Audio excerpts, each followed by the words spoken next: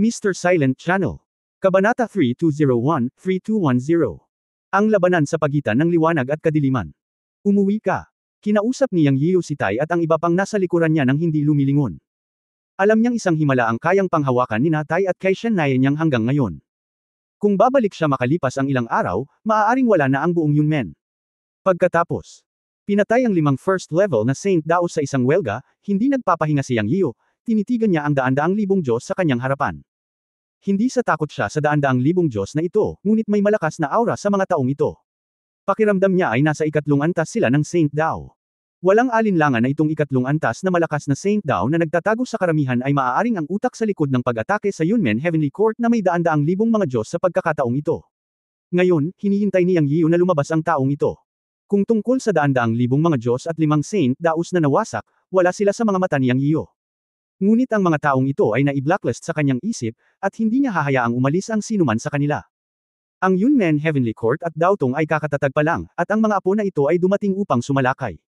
Malubhang nasira ang prestihiyo ng marangal na Daotong. Kung hindi tayo gagawa ng isang halimbawa ng maraming puwersa sa God Realm, sila ay magiging biro sa hinaharap, at ang mga disipulo ng Yunmen ay mabubuli kapag sila ay lumabas. Mas mabuting tumayo ka at bigyan ka ng mabilis na kamatayan, kung hindi ay magsisisi ka sa pagdating mo sa mundong ito. Nagsalita si Yang Yiu sa isang nakakapatay na boses sa daan-daang libong mga Diyos. Siyempre, ang tinutukoy niya ay ang makapangyarihang tao sa ikatlong antas ng banal na landas na nakatago sa likod ng mga taong ito. Kaya niya, hindi sigurado kung alin iyon. Nagtago ng gusto ang kabilang partido. Ang dahilan kung bakit naramdaman niya iyon ay noong pinatay niya ang 5 dakilang banal na landas ngayon, isang bakas ng hininga ang lumitaw, na nakuha niya. Hindi siguro inaasahan ng kabilang partido na lilito siya at papatayin ang 5 dakilang daang banal sa isang suntok. Siya ay natakot at hindi sinasadyang nagsiwalat ng pagbabago bago ng hininga, ngunit hindi nagtagal ay pinigilan ang lahat ng hininga. Halata na gusto niyang magtago sa karamihan ng hindi nagpapakita ng galit at gustong mangisda sa magulong tubig. Paano mabibigyan ni Yang Yiu ng pagkakataon ng kabilang partido? Sa this moment, gusto na niyang pumatay. Ngayon ay mayroon na siyang sapat na pagtitiwala upang harapin ang pagkakaroon ng ikatlong antas ng banal na landas. Kung mapatay niya ang isang itim na bantay sa ikatlong antas, maaari niyang patayin ang pangalawa.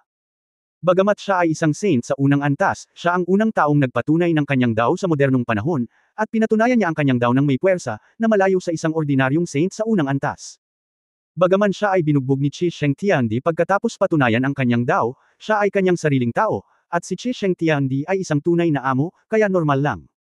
Pero, ngayon ay kaharap niyang ang ikatlong antas na santo, at puno siya ng kumpiyansa.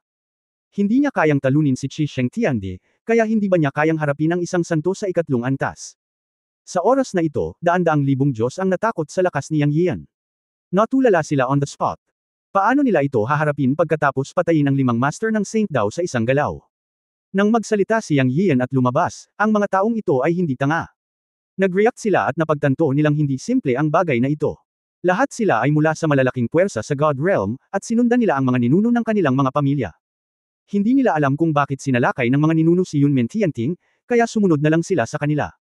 Ngunit ngayon na ang mga ninuno na sumunod sa kanila ay pinatay ni Yang Yian, lahat sila ay nataranta.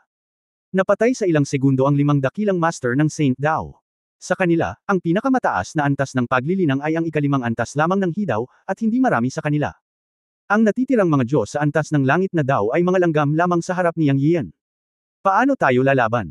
Siyempre, ito ay hindi isang katanungan ng pakikipaglaban ngayon, ngunit isang tanong kung tayo ay makakaligtas. Nang marinig na may hinahanap si Yang Yian, daan-daang libong Diyos ang umatras ng hindi malay. Sa oras na ito, isang lalaking nakasuot ng puting damit at puting damit sa karamihan ay sumigaw, ang mga ninuno ng bawat pamilya ay patay na, lahat ay tumakas, bilang. Sa sandaling lumabas ang mga salitang ito, daang libong Diyos ang nagkagulo. Oo, kung hindi ka tumakas ngayon, papatayin ka. Sa susunod na sandali, daan-daang libong tao ang tumakas sa lahat ng direksyon tulad ng isang pulot pukyuta na sumabog. Kabilang sa mga ito, ang lalaking nakaputi na sumigaw na tumakas ay nagtago rin sa karamihan at mabilis na tumakas. Ang lalaking nakasuot ng puti ay walang iba kundi si Bai Wei, isa sa 2 itim at puting gwardya sa ilalim ng upuan ng master ng Yin Yang Dao. Sa simula, hiniling ng Yin Yang Daoist Master ang mga itim at puting gwardya na hatiin sa 2 grupo.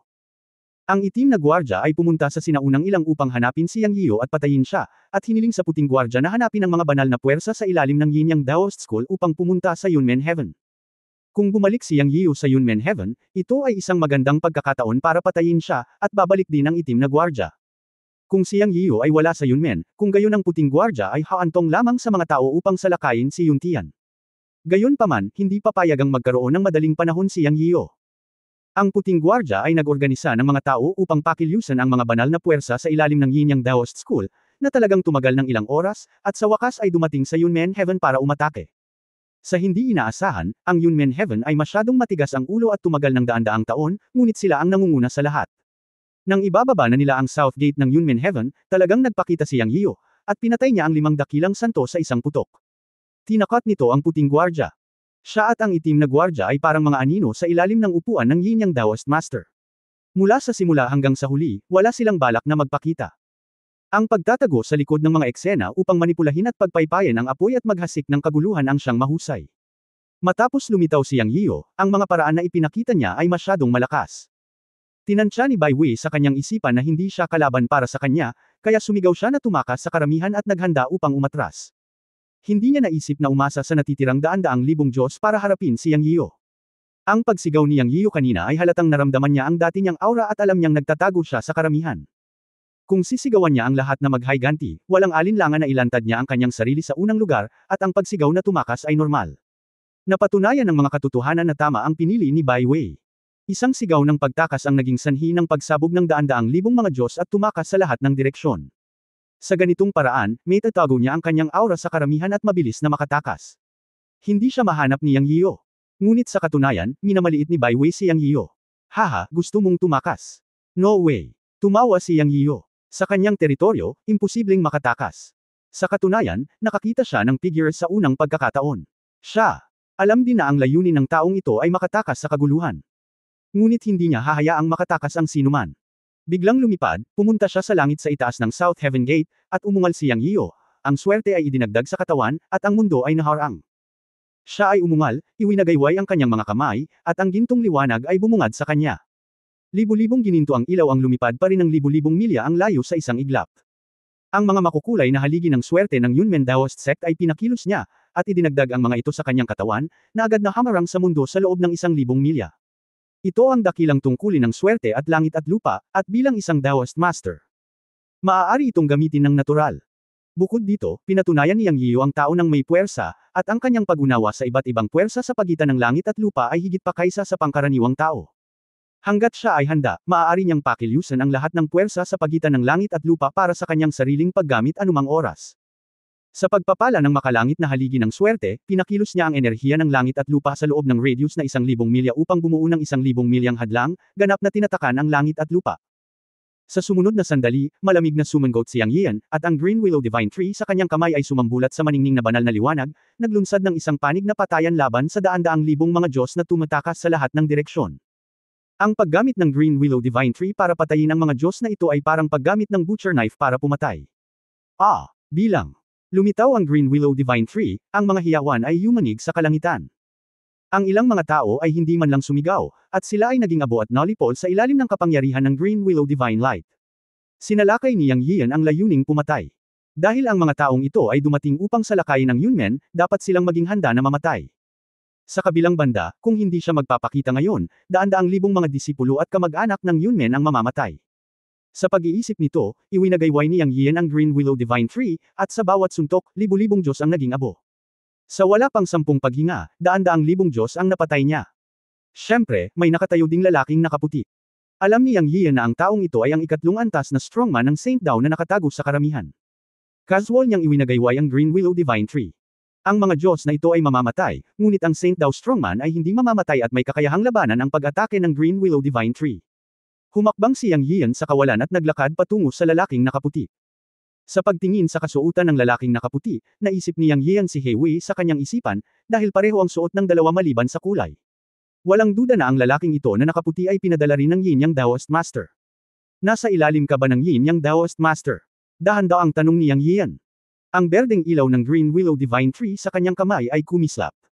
Mukhang namatay si He Wei sa mga kamay mo, mahinahong wika ni Bai Wei. Hindi niya inaasahan na napakalakas ni Yang Yiyan. Ngayon ay tila isa na siyang Santo Dao. Ayon sa sinabi ng Daoist Master noon, si Yang Yiyan ay hindi isang Saint Dao. Ngayon ay alam na rin na milyon-milyong taon na ang nakalilipas, ang pangitain ng God Realm na nagpapatunay sa Dao ay walang alinlangan na si Yang Yiyan. Oo, ngayon dapat ka na ring mamatay. Hindi inaasahan ni Yang Yian na babae pala ang kabilang partido nang marinig niyang magsalita ang kabilang partido. Ngunit sa oras na ito, si Mr. Yang ay hindi magpapakita ng anumang awa sa mga kababaihan. Dapat mamatay ang sinumang nang ahas na saktan ang kanyang mga kamag-anak at kaibigan. Binanggit ng kabilang partido si Hei Wei, na nangangahulugan na siya ay isang subordinate ng Yin Yang the Wistmaster. Galit na galit si Yang Yiyo kaya naisip niyang papatayin niya si Yin Yang the Wistmaster sa madaling panahon. Tumigil ka na sa pagsasalita ng walang kaparirikan. Alam mo ang aking pagkakakilanlan, hindi mo ako papakawalan. Hayaan mo, Bai Wei, alamin ang mahiwagang kapangyarihan ng iyong Yunmen the Wistmaster. Makikita ko kung paano pinapatay ng isang the Wistmaster ng unang antas ng Holy Dao ang isang malakas na tao sa ikatlong antas ng Holy Dao. Habang nagsasalita si Bai Wei, isang napakasilaw na puting liwanag ang bumungad sa kanyang katawan. Napakasilaw nito, na hindi makatingin ng diretsyo si Yang Yiyo dito. Ipinikit niya ang kanyang mga mata ng hindi namamalayan, ngunit sa parehong oras ay pamilyar siya. Bakit naging pamilyar? Dahil naisip niya si Hei Wei. Noon, si Hei Wei ay may madilim na mundo sa gabi. Ngunit ngayon, napakasilaw ni Bai Wei sa puting liwanag. Parehas talaga, black and white. Ang liwanag ay nasa langit. Sa sandaling hindi malay ni Yang Yiyo na ipinikit ang kanyang mga mata, narinig niya ang sigaw ni Bai Wei. Ang mga sulok ng kanyang bibig ay hindi maiwasang tumaas, ngunit tahimik niyang sinabi sa kanyang puso, buksan ang tarangkahan ng yudo. Maari niyang gamitin ang tarangkahan ng yudo para labanan ang kadiliman na may kadiliman para patayin ang itim na gwardya, kaya natural na magagamit din niya ang tarangkahan ng yudo para patayin ang puting gwardya.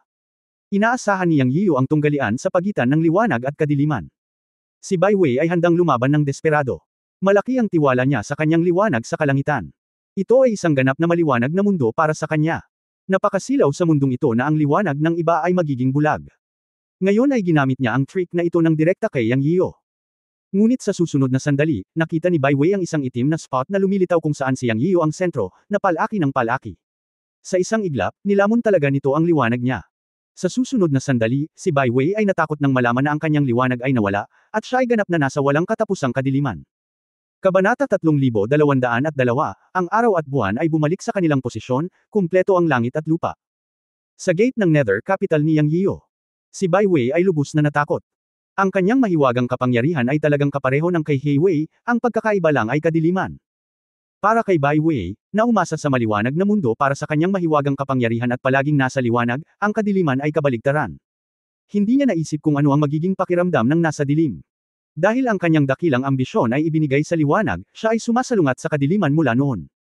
Ngunit ngayon siya ay pumasok sa isang ganap na madilim na mundo, na isang malaking takot para sa kanya. Sa walang katapusang kadiliman, walang makikita. Nabaliw si Bai Wei upang i-activate ang kanyang magic power, gustong basagin ang kakilakilabot na madilim na mundong ito, ngunit nalaman niyang wala siyang magagawa. Ang kanyang kamalayan at kapangyarihan ay wala sa kaayusan, at maging ang lahat ng kanyang mga pandama ay wala sa kaayusan. Alam niyang panlilin lang iyon ni Yang Yiyo. Siya. Noong una ay naisip niya na maaari siyang makipaglaro kay Yang Yiyo, ngunit ngayon ay tila wala na siyang karapatan na labanan siya. Yang Yiyo, kung mayroon kang lakas ng loob, bitawan mo ako, sigaw ni Bai Wei. Ngunit walang sumagot sa kanya. Patayin mo na lang ako. Sa wakas ay bumagsak si Bai Wei. Dahil ikaw ay isang babae, bibigyan kita ng kamatayan. Ang boses ni Yang Yiyo ay umalingaw sa walang katapusang kadiliman. Sa katunayan, nandoon na siyang mula pa noong una, ngunit idiniin niya si Bai Wei para bumagsak siya. Ngayon ay tila maganda ang epekto. Siyempre, hindi niya intensyon na palayain si Bai Wei. Ang sinumang lumabag sa Yunmen Tianting ay papatayin ng walang awa. Nang makitang siya ay isang babae, nagpa siya si Yang Yiyo na bigyan siya ng mabilis na kamatayan. Salamat. Nang marinig ang sagot ni Yang Yiyo, gamaan ang pakiramdam at nagpapasalamat si Bai Wei sa kanyang puso. Sa wakas, may boses na sumagot sa kanya. Mababaliw talaga siya sa walang katapusang kadiliman.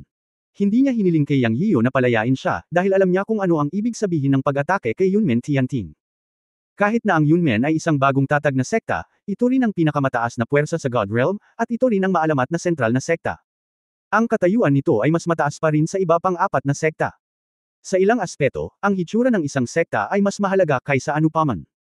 Hinimok niya ang puwersa ng God Realm na salakayin si Yunmen Tianting para tamaan ang hitsura ni Yunmen Tianting. Para sa sinumang Dao Master, ang pagkamatay ng 100 beses ay higit pa sa sapat.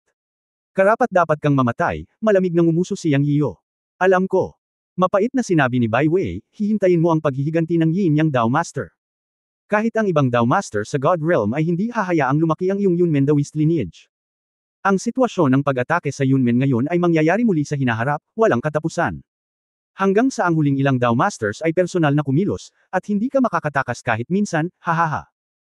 Umalangaw-ngaw sa dilim ang tawa ni Bai Wei. Papatayin ko ang isa kapag dumating ang isa, at papatayin ko ang isang pares kung dumating ang dalawa. Paano kung dumating ang Dao Master, bagamat alam ni Yang Yiyo na maaaring totoo ang sinabi ni Bai Wei, hindi siya magiging malambot ang puso sa oras na iyon. Haha, patayin mo. Kaya mo ba siyang patayin? At saka, alam mo ba kung gaano katikot ang isang Daoist Master? Maliban kung mapatay mo ang isang Daoist Master, hindi titigil ang gulo ng Yunmen mo, haha, tumawa si Bai Wei, parang pag-amin bago mamatay, mas parang pangungut siya sa sarili. Masyado kang magsalita, ipapadala kita sa kalsada sa bundok. Nakaramdam ng hindi maipaliwanag na inis si Yang Yiyo nang makinig sa mga salita ni Bai Wei. Bigla niyang ikanaway ang kanyang kamay, at isang berdeng ilaw ang kumislap sa kadiliman, at biglang tumigil ang pagtawa ni Bai Wei. Ang susunod na sandali, siya ay namatay. Sa labas ng Nantian Gate, si Tuye at ang iba pa ay puno ng pagkabalisa sa sandaling ito. Matapos nilang makita si Yang Yiyo at ang lalaking nakasuot ng puting damit na nakaharap sa isa't isa, nakita nila ang lalaking nakasuot ng puting damit na naglalabas ng nakakasilaw na puting liwanag, at lahat sila ay hindi maimulat ang kanilang mga mata. Sila agad nag-aalala kay Yang Yiyo, pero naramdaman pa rin nila na nawala ang puting liwanag sa kanilang paningin. Nang muli silang tumingin, nakita nilang may lumitaw na madilim na anino kung nasaan si Yang Yiyo. Hindi nagtagal, nawala ang kadiliman, at muling lumitaw ang figure ni Yang Yiyo, ngunit nawala ang lalaking nakasuot ng puting damit. Nakahinga ng maluwag ang lahat. Halata na pinatay ni Yang Yiyo ang lalaking nakasuot ng puting damit. Masasabing inabot si Yang Yiyo nang wala pang 10 minuto mula sa kanyang hitsura hanggang sa oras na nakipag-ugnayan siya sa daan-daang libong mga kaaway. Sa pamamagitan lamang ng isang kaway ng kanyang kamay, pinunasan niya ang mga kalaban. Ngayon ay nakamit na ni Yang Yiyo ang kaliwanagan at naabot na niya ang kaharian ng banal na Dao. Sa mata ni Lord Rabbit, sapat na siya para utusan ang Heavenly Court of Yunmen at ang Dao Sect. Gamit ang isang kaway ng kanyang kamay, tinanggal ni Yang Yiyo ang selyo ng langit at lupa at pumunta sa South Heaven Gate. Banal na Panginoon. Sa sandaling ito, tinawag ni Lord Rabbit ang banal na Panginoon sa harap ni Yang Yiyo, nang may pagkamangha, dahil nakita niya ang nangingibabaw na anino ng banal na emperador ng langit mula kay Yang Yiyo. Bukod sa mga taong ito, may darating pa ba para manggulo? Tanong ni Yang Yiyo, sinenyasan si Lord Rabbit na huwag maging magalang. Hindi, umiling si Lord Rabbit. Any news about Ling Yi? Tanong ulit ni Yang Yiyo. Mapait na ngumiti si Lord Rabbit at umiling, pagkaalis, walang balita mula kay Ling Yi. Nakikipag-usap ako sa mga taong ito sa loob ng mga taon na ito. Sa palagay ko ay magkakaroon na ng balita mula kay Ling Yi sa lalong madaling panahon. 1 o 200 taon na lang ang layo mula sa napagkasunduang 1,000 taon. Siya nga pala, natagpuan na ba ng banal na Panginoon ang araw ng langit? Narinig ni Yang Yiyo ang tanong ni Lord Rabbit at pagkatapos ay naalala niya sina Zamao Bird at Yiliang. Sa pagbabalik tanaw, ang Zamao Bird, Yiliang at Fusang Sacred Tree ay libu-libong milya pa rin ang layo. Halika dito, Yuer, sigaw ni Yang Yiyo. Sa susunod na sandali, ang buwan, ang ibon na may halong buhok, at ang sagradong puno ng Fusang ay umakyat sa South Heavenly Gate. Nagliwanag ang mga mata ni Lord Rabbit. Hindi niya inaasahan na hindi lamang natagpuan ni Yang Yiyan ang araw sa Heavenly Palace, kundi pati na rin ang buwan. Ngayong kumpleto na ang araw, buwan, at mga bituin sa Cloud Gate Heavenly Palace, ang maliit na phoenix at iba pang mga divine beast at Diyos sa antas ng Dao ay sa wakas ay mapabilis ang kanilang paglilinang at magkaroon ng pagkakataon na patunayan ang Dao. Pumasok ang grupo sa Cloud Gate Heavenly Palace. Bumantong hininga ang may halong buhok na ibon, sa wakas ay nakabalik na ako. Napakabuti na mabawi ko ang aking Yuan Chi sa lalong madaling panahon. Nang matapos siyang magsalita, lumipad siya at lumipad patungo sa langit ng palasyo ng langit, at ang kanyang buong katawan ay nagliliyab sa apoy. Ang mundo ng buong Cloud Gate Heavenly Palace ay may temperatura at sikat ng araw, at lahat ng bagay ay mas puno ng sigla sa sandaling ito. Sa isang kisap mata, isang nakakapasong araw ang lumitaw sa kalangitan, ngunit sa mga mata ni Yang Yiyan, ang may halong buhok na ibon ay gumamit ng kanyang sariling mahiwagang kapangyarihan upang lumikha ng isang maliit na bilog na lupain na naliligo sa apoy, at isang palasyo ang lumitaw dito. Ang ibon na may halong buhok ay nanirahan. Ang maliit na lupaing ito ay nilikha ng sarili niyang kapangyarihang mahika, nagbubuga ng apoy at nagiging araw.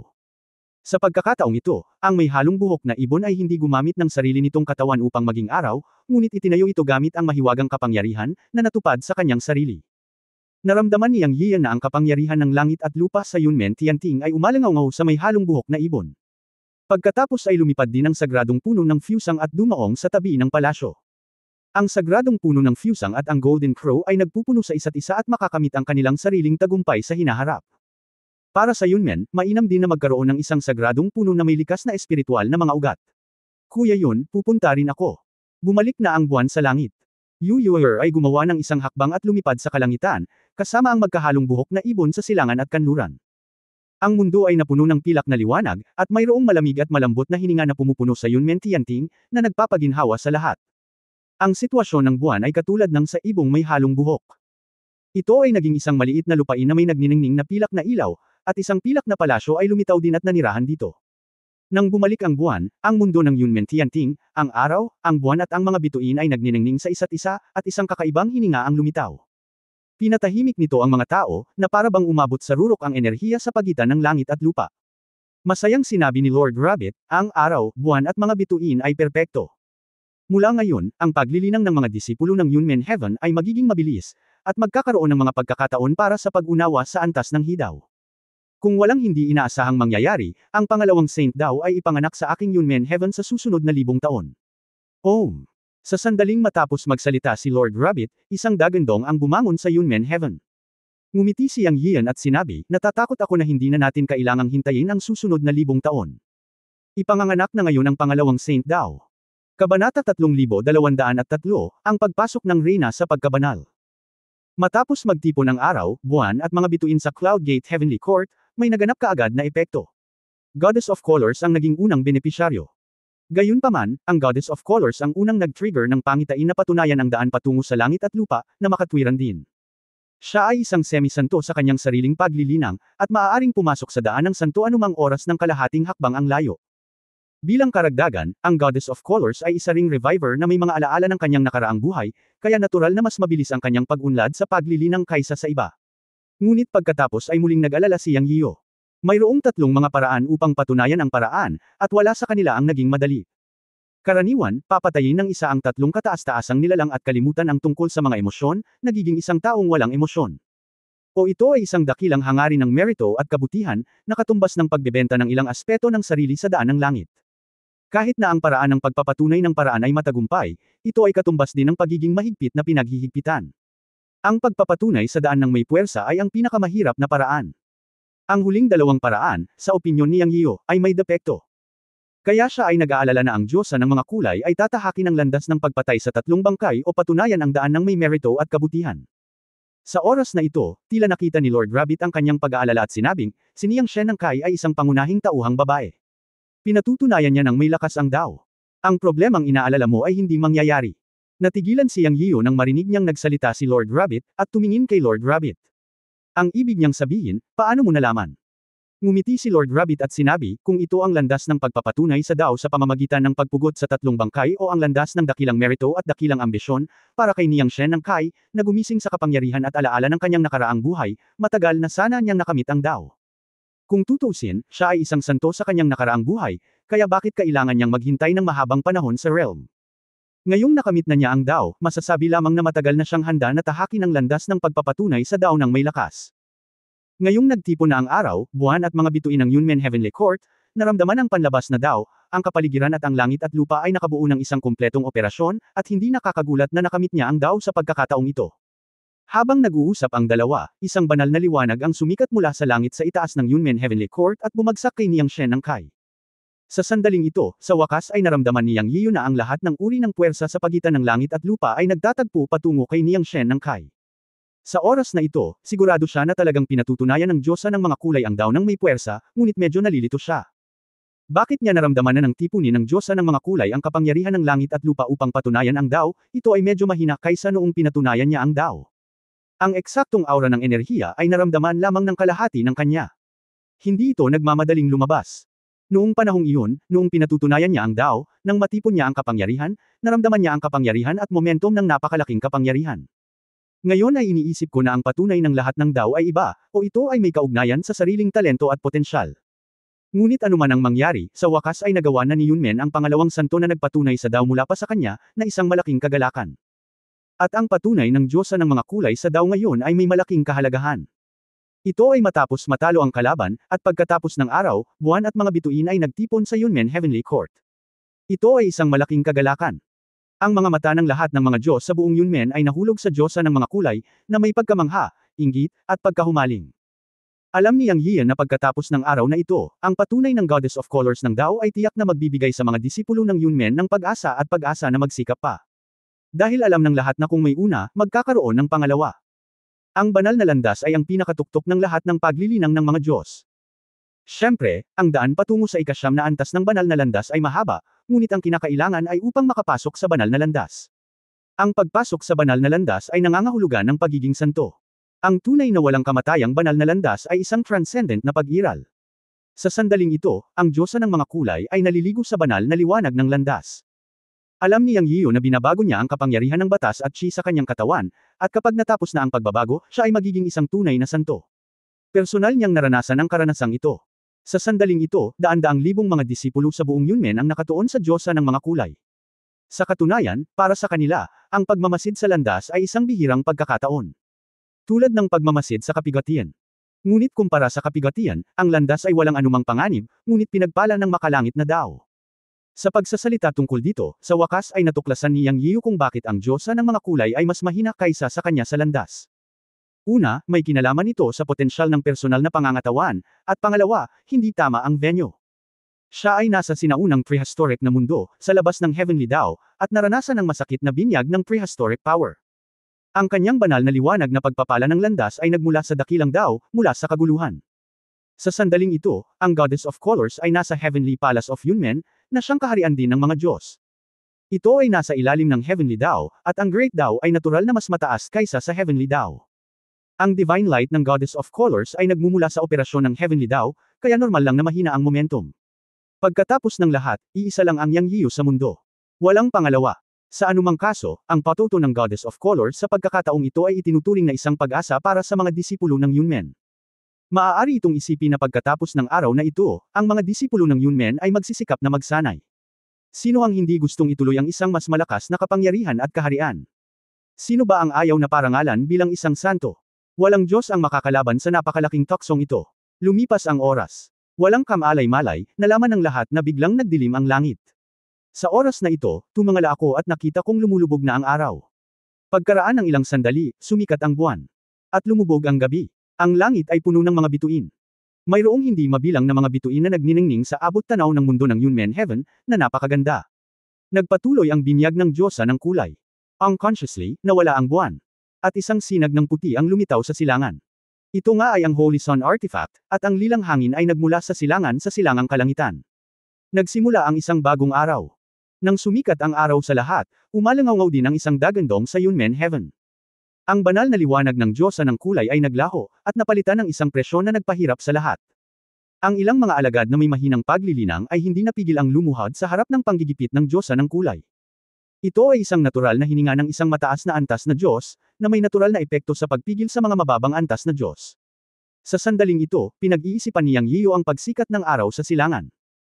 Kinakalkala niya ang oras sa kanyang isipan, ngunit natagpuan na ang oras ng Yunmen Heaven ay eksaktong kapareho ng oras sa Earth, kahit na ang araw, buwan at mga bituin ay nagsama-sama. Ito ay tumatakbo ng 24 na oras sa isang araw, kasama ang araw sa araw at ang buwan sa gabi. Iba ito sa God Realm. Pero mas gusto niya sa ganitong paraan. Ganito dapat gumana ang oras sa ilalim ng mga tuntunin ng langit. May araw at itim na bato. Maaari kang tumangala para makita ang mga bituin. Maaari kang magsanay sa pamamagitan ng pagmamasid sa mga bituin. Ito ang tamang paraan. Sa isang kisap mata, nang makitang natapos na ng Diyosa ng mga kulay ang landas ng kaliwanagan, binawi ni Yang Yiyo ang kanyang mga iniisip at dahan-daang sinabing nakangiti, binabati kita sa Diyosa sa pagiging isang santo. Ang kanyang mga salita ay nag-trigger sa buong Yunmen Heavenly Court disciples. Binabati kita sa Diyosa sa pagiging santo. Ang mga tinig ng daan-daang libong tao ay umalangaw sa buong araw. Napangiti ang Goddess of Colors, at malaki ang pinagbago ng ugali niya. Nang makaharap si Yang Yiyo, ngumiti siya ng magiliw, at pagkatapos ay sinabi sa mga disipulo ng Yunmen, ngayon, ang palasyong ito ay naging isang santo. Masaya ako para sa Yunmen. Ang palasyo ng Diyosa ng mga kulay ay magbubukas na mula ngayon. Kung ang lahat ng mga disipulo ay may mga katanungan tungkol sa paglilinang, maaari silang pumunta sa palasyo ng Diyosa ng mga kulay. Gagawin ng palasyong ito ang lahat para sagutin sila. Mula ngayon, ang palasyong ito ay magbubukas bawat buwan upang mang-aral.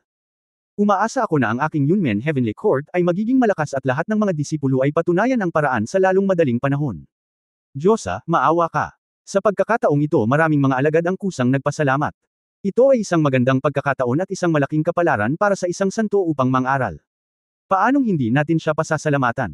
Tuwang-tuwa ang mga alagad. Tuwang-tuwa si Yang Yiyo. Nagplano siyang bumalik upang mang-aral, ngunit napakaraming bagay na dapat gawin. Siya ay isang hands-off na boss halos lahat ng oras. Ngayong kayanan ng Diyosa ng mga kulay ang responsibilidad na turuan ang mga alagad, nakahinga na siya ng maluwag. Sa susunod na sandali, ang Diyosa ng mga kulay ay naging bahaghari at lumipad, dumiretso sa 36 na palasyo ng langit. Pagkatapos ang isa sa 36 na palasyo ay lumiwanag, at ang mga makukulay na ulap ay nagpapaliwanag sa kalangitan. Ang Goddess of Colors Palace ay bumalik sa kanyang posisyon.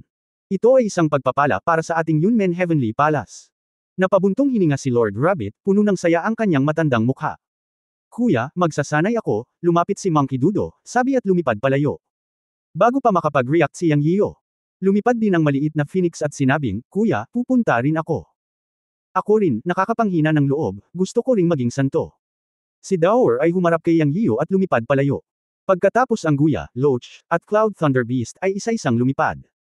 Lahat sila ay pinasigla ng Diyosa ng kulay, ngunit sila rin ang susunod na batch ng mga tao na malapit ng makamit ang kaliwanagan. Mapait na ngumiti si Yang Yiyo at sobrang gumaan, kaya hindi niya sila pinigilan. Yanze, susunod din ako Atres. Hindi kita sasamahan. Puntahan mo si Sister Jiaonan at ang iba pa, pilyong Commandant si Sister Mei at umalis sa isang iglap. Sir, Atres din po ako. Mahinang sabi ni Kier. Pumunta ka din, kinuha niyang ang kamay ni Kier at hinalikan ang noo nito. Pakiramdam ko ay makakamit ko rin ang paliwanag, at ayaw kong mag-aksaya ng oras. Okay, go. Kuya yun, pupunta rin ako, lumapit si Zexang. Isa-isang nagsalita si Yang Yiyo, ngunit hindi sila pinigilan, pinapanood silang umaatres isa-isa. Sa totoo lang, malinaw sa puso niya. Maging sina Daor at Xiao Fengwang o ang sarili niyang mga babae na may pinakamalakas na cultivation, pinili nilang umatras at magsanay sa oras na ito. Sa isang banda, pinasigla sila ng Diyosa ng kulay, at higit sa lahat, umaasa silang matulungan siya. Sa pagkakataong ito, pinangunahan ni Bai Wei ang mga tao na salakayin ng Yunmen Heavenly Court, at ang iba pang 5 dakilang santo ay pinigilan nila sa unang antas, at sila ay nasa isang dilema. Napabuntong hininga ang lahat. Alam din nila na ang pagtatatag ng Yunmen Heavenly Court ay nagpasigla sa ilang makapangyarihang puwersa sa God Realm. Maraming laban sa hinaharap at maraming kalaban ang haharapin. Lahat sila ay umaasa na tumulong. Pagkaalis nila isa-isa, sinabi rin ni Rabbit Lord, ngayong nakabalik ka na, mangyaring alagaan si Yunmen pansamantala at maghintay ng balita mula kay Lingyi. Pupunta rin ako sa pag-iisa at sisimulan ang aking landas patungo sa kaliwanagan. Ngayon na ang oras. Okay, hindi gaanong nasabi ni Yang Yiyo kay Rabbit Lord, ngunit yumuko lang sa kanya. Alam niya kung gaano kalaki ang naiambag ng Rabbit Lord sa Yunmen. Sumunod, gusto ni Yang Yiyo na puntahan si Jiaonan at ang iba pa, ngunit ang nagpalungkot sa kanya ay si Jiaonan at Uyang Yuking, Ningke, Lin Huan at iba pang mga babae ay nasa hiwalay. Kung sila man, ang kanilang mga anak, ang panganay na kapatid na lalaki, ang pangalawang kapatid na lalaki, ang bunsong kapatid na babae, ang Panginoon, at iba pa. O kahit 79% ng mga disipulong Yunmen, lahat sila ay napunta sa pag-iisa. Alam ni Yang Yiyo na sa pag-ataking ito sa Yunmen Heavenly Palace, maliban kay Tuye at iba pa, walang ibang makakatulong.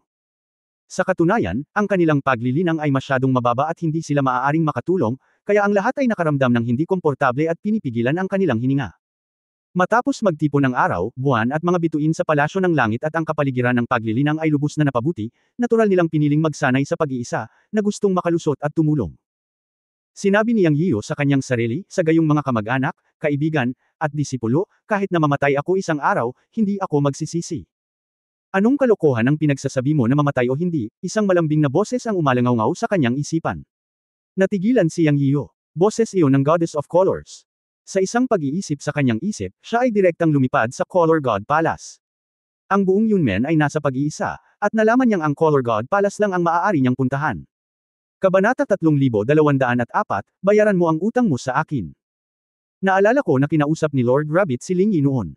Kung ang mga matatandang ito mula sa panahon ni Emperor Sheng Tian ay muling pumasok sa banal na daan, hindi magiging madali ang pagbawi ng mga alaala ng kanilang mga nakaraang buhay. Pero hindi imposible. Hindi sila sigurado sa oras na iyon. Ngunit pagkarating ni Yang Yiyo sa Kaishen Palace at muling makita ang Diyosa ng Kaishen, natitiyak niyang nabawi na ng Diyosa ng Kaishen ang mga alaala ng kanyang nakaraang buhay, o hindi bababa sa karamihan sa kanyang mga alaala ay nakuhang muli. Dahil nalaman niyang hindi lang nagbago ang aura ng Diyosa ng Kaishen pagkatapos ng tagumpay nito sa pagpapatunay ng paraan, ngunit nagkaroon din ng malaking pagbabago sa personalidad nito. Nagbago. Nagbago. Isang pangungusap ang pumasok sa kanyang isipan. To put it nicely, she became more enthusiastic, to put it bluntly, mas naging maangin at makulit. Pagpasok pa lang niya ay mainit siyang tinanggap ng Diyosa ng Kaishen. Nandito ka na, nakangiting ngumiti ang Diyosa ng Kaishen, at natural na hinawakan ang kanyang braso at hinayla siya papasok sa bulwagan. Halika, halika, siyang ay natakot sa sigasig ng Diyosa ng mga kulay at nauuto. Bastos ka, namumula ka. Uminom ka. Dati, bihira kang pumunta sa Goddess of Colors Palace ko sa loob ng libu-libong taon. Sa pagkakataong ito, naunahan ko na sila. Huwag mo nang isipin na tumakas. Bumawi sa utang mo sa akin noon. Hahaha. Sa sandaling ito, ang Diyosa ng mga kulay ay napakasigla na ang kanyang mga mata ay nagliliyab sa apoy. Hinawakan niya ang braso ni Yang Yiyo at pinilit itong umupo sa isang puting jade chair. Puno ng excitement ang tono niya. Nang tumunog ang tawa, talagang natakot si Yang sa kanya. Bagaman, siya ay lihim na naglalaway sa babaeng ito, ngunit hindi niya akalain na darating ang araw na ito. Gayunpaman, nang harapin niya ang Diyosa ng mga kulay noon, ang babaeng ito ay may mataas na antas ng paglilinang at tila nangingibabaw. Nakainom din siya, hindi pinansin kung gusto niya, at tinatitigan siya kung ayaw niya. Medyo natakot talaga si Yang sa kanya. Pero ngayon parang masyadong abnormal ang lahat. Pwede ba? Na pagkatapos makamit ang kaliwanagan, ang ugali ng Diyosa ng mga kulay ay nagbago ng husto. Kung iisipin muli, hindi ito tama. Siya mismo ay nakamit ang kaliwanagan, at hindi ito nakaapekto sa kanyang ugali. Pero iba talaga ang Diyosang nasa harapan niya. Kailangan niyang pagdudahan ito. Nang natigilan si Yang Yiyo, tumawa ang Goddess of Colors at sinabing, alam ko kung ano ang iniisip mo. Huwag kang mag-alala, ako pa rin ako. Hindi ako nagbago. May mga alaala lang na lumitaw pagkatapos na makamit ang kaliwanagan, na mas nakilala ko kung sino ako. Sa madaling salita, naalala ko ang ating nakaraan. Ako ang iyong maliit na kaykay sa nakaraan, at ako ay iyo pa rin ngayon. Ikaw, dati ka ring ganyan, at minahal ka ng mga tao hanggang kamatayan. Pero hindi mo ako kamag-anak. Bang! Nang magsalita ang Diyosa ng mga kulay, ikanaway niya ang kanyang kamay at tuluyang sarado ang pinto ng bulwagan. Isang pares ng malalaking matubig na mata ang nakatitig ng diretso kay Yang Yiyo. Kahit matapang si Yang sa ilang aspeto, talagang natakot siya sa Goddess of Colors. Kasabay nito, nakinig siya sa Diyosa ng mga kulay at napagtanto na ang malaking ginang na ito ay iniisip ang kanyang nakaraan, o iniisip siya at ang kanyang nakaraan, at hindi niya mapigilan ang kanyang sarili. Siya, mabilis na umatras at sinabing, mahal na ginang, hindi mo ba naiintindihan? Ako si Yang Yiyo, hindi ang banal na emperador. Ako ay palaging magiging akin. Sa pagkakataong ito, hindi na natapos ni Yang Yiyo ang kanyang mga salita bago siya sinunggaban ng Goddess of Colors, inihagis siya sa jade couch, pagkatapos ay tinitigan siya at humajijik, alam kong hindi mo pa nababawi ang iyong memorya, ngunit hindi ito mahalaga. Ang mahalaga ay nabawi ko na ang aking alaala at naalala ko kung sino ka noon at kung sino lang ako. Ikaw sa kamatayan. Nakakalungkot na madalang kang pumunta sa aking palasyo ng kulay ngunit ngayon ay hindi naging santo, nakabalik sa kanilang mga posisyon, o nakabawi sa kanilang mga alaala, mula ngayon ay akin ka na. Giggle. Buti na lang at hindi pa bumabalik ang dalawang reyna, kung hindi ako maglalakas loob na pilitin ka. Ngunit nakabalik na si Xiao Yiyo, ngunit nakakalungkot na hindi pa nagigising ang kanyang Holy Moonlight, kung hindi ay hindi ko pa turn. Di bale, gagawin ko muna ngayon at mamaya mo na lang pag-usapan. Hindi madali para sa akin na mag-practice at patunayan muli ang tao. Alam mo, para sa iyo ang lahat. Sobrang nahirapan ako. Kailangan mong gantihan ako. Hindi, Diyosa. Ako. Tumahimik ka, huwag kang sumigaw. Hindi. Sa Kaishen Palace, siyang ay sinaktan ng Kaishen Nayanyang. Talagang ayaw niyang gawin ito. Makalipas ang isang buwan. Sa Kaishen Palace, tiningnan niyang ang malarosas na si Kaishen Nayanyang na may haggard na mukha at mahinang nagsabi, isang buwan na, at dapat na akong umalis sa palasyo. Naghihintay pa rin ako ng balita ni Lingyi. Maraming bagay ang naghihintay sa akin. Aalis muna ako. Bumalik ka. Si Kaishen Nayanyang, na may masayang ngiti sa kanyang mukha ngayon, ay umungal sa kanyang mga mata. Napatigil siyang na nakakunot ang noo. Talagang natakot siya. Nang makita siyang huminto, ngumiti si Kaishen Nayanyang at sinabing, mabuti iyan, magaling kong asawa, samahan mo ako sa ibang araw. Okay, isang araw lang. Sumang-ayon siyang na may malungkot na mukha. Ang buhay ng hari na hindi dumalo sa korte para sa buwang ito ay talagang nagpahirap sa kanya, ngunit nakarinig din siya ng isang kwento ng pag-ibig mula kay Kaishen Nayanyang. Ito ay tungkol sa kwento ng Goddess of Colors at Emperor Sheng Tian. Sa madaling salita, ito ay kwento ng Diyosa ng mga kulay at niya. To be honest, naantig siya kay Goddess of Colors. Malaki ang binayaran ng babaeng ito para kay Emperor Sheng Tian. Lumahok siya sa malaking digmaan ng sakuna. Ang lahat ng kababaihan ni Emperor Sheng Tian ay lumahok sa digmaan. Lahat sila ay napaka-tragic. Ang pagsunod sa kanya ay isang uri din ng kabayaran, bagamat ito ay kabayaran para kay Emperor Sheng Tian. Bagamat ayaw niyang aminin na siya si Emperor Sheng Tian, ang totoo. Kaya bukod sa kaunting emosyon tungkol sa pagtrato sa kanya ng Goddess of Colors bilang Emperor Sheng Tian, napakabuti pa rin niyang sa harap ng santong ito. Kaya lang, Isang buwan siyang natakot. Pagkatapos ay pumayag siya sa isang araw. Bilang resulta, pagkatapos ng isa pang buwan, direktang ginamit niyang ang kanyang magic power para makatakas mula sa Palace of Colors. Nasabi na niya sa sarili niya noon sa puso niya na hindi niya kailangan gumamit ng magic power kapag kasama niya ang mga babae at kamag-anak niya. Ngunit sinira niya ang kanyang pangako sa palasyo ng mga kulay. Pagkatapos lumipad palayo niyang, ang diyosa ng mga kulay ay tumingin sa langit sa labas ng bulwagan, nawala ang ngiti sa kanyang mukha, at sinabi niya sa kanyang sarili, ang aking kalaban ay sumalungat sa kalooban ng langit sa pagkakataong ito, at naglakas loob akong ilabas ang aking espada sa langit. Ang kapangyarihan ng langit na puso sa iyo ay hindi pa nagagawa. Ito lang ang magagawa ko. Tila mas kailangan mong gisingin ang iyong kapatid. Para kay Yang Yian, ang 2 buwan na kasama ang diyosa ng mga kulay ay isang katawa-tawa na buhay nang hindi dumalo sa korte ang hari, ngunit kasama ang diyosa ng mga kulay, talagang sinisikap niyang gisingin ang kapangyarihan ng puso ng langit, ngunit ang pamamaraan ay medyo naiiba. Ipinanganak si Holy Emperor sa kaguluhan, at kakaunting tao sa mundo ang makakapantay sa kanyang lakas, ngunit ang kanyang babae lang ang nakakaalam na ang tunay na lakas ng Holy Emperor ay ang kapangyarihan ng Heavenly Heart. Sa kasamaang palad, si Yang Yian ay walang kahit isang alaala ng banal na emperador, at walang ideya kung ano ang kinakatawan ng langit na puso at kung gaano ito kalakas. Napakahalaga ni Tianjin, at walang sinabi ang diyosa ng mga kulay. Kung may sinabi man siya, maaaring hindi ito mabuti para sa kanya sa ngayon. Ito ay isang lihim na sinabi ng 2 diyosa sa kanilang mga kapatid noon, at sila lamang ang makakatulong kay Tianjin na magising. Kabanata 3205 Guro, nasa problema ako. Bumalik si Yang Yian sa Holy Heavenly Hall. Ito ang kanyang bulwagan, at ito rin ang pinaka-core at pinakamataas na antas na bulwagan sa Yunmen Heavenly Court. Pero walang tao dito ngayon. Takot talaga siyang sa Goddess of Colors, kaya kailangan niyang tumakas. Kaya lang tahimik at walang laman ang hall. Maliban sa kanya, ang Goddess of Colors, at ang mga gwardya na nakabantay sa South Heavenly Gate, ang buong Yunmen ay nagsasanay sa pag-iisa. Wala pa ring balita mula kay Lingyi, na ikinagalit ng kaunti ni Yang Yian, ngunit mayroon pa ring mahigit 100 taon bago ang napagkasundo ang 1000 taon, kaya maghintay na lamang siya. Ang bakanteng bulwagan ay napakatahimik, kaya medyo hindi siya komportable. Medyo nainis siya bigla. Ngumiti siya ng mapait at sinabing, kalimutan mo na, magsasanay din ako. Dahil walang balita mula kay Lingyi, handa na rin siyang mag-practice at maghintay. Matapos itatag ang Yunmen Heavenly Court at ang pagtitipon ng araw, buwan, at mga bituin, ang kapaligiran ng pagsasanay ay talagang nagbago ng malaki. Nakakatulong ito para sa pagsasanay, at alam niya ito ng husto. Bagamat nakapasok na siya ngayon sa banal na daan, siya ay nasa unang antas pa lamang ng banal na daan. Ang ika-9 na antas ng banal na landas ay malayo pa ang mararating. Sa kasalukuyang antas, ang paglilinang ay mataas, ngunit ang mga kalaban ay mas malakas din, at ang mga puwersang haharapin ay lumalakas at lumalakas. Katulad ng 4 na pangunahing sekta. Nalaman na may mga banal na landas, at medyo marami.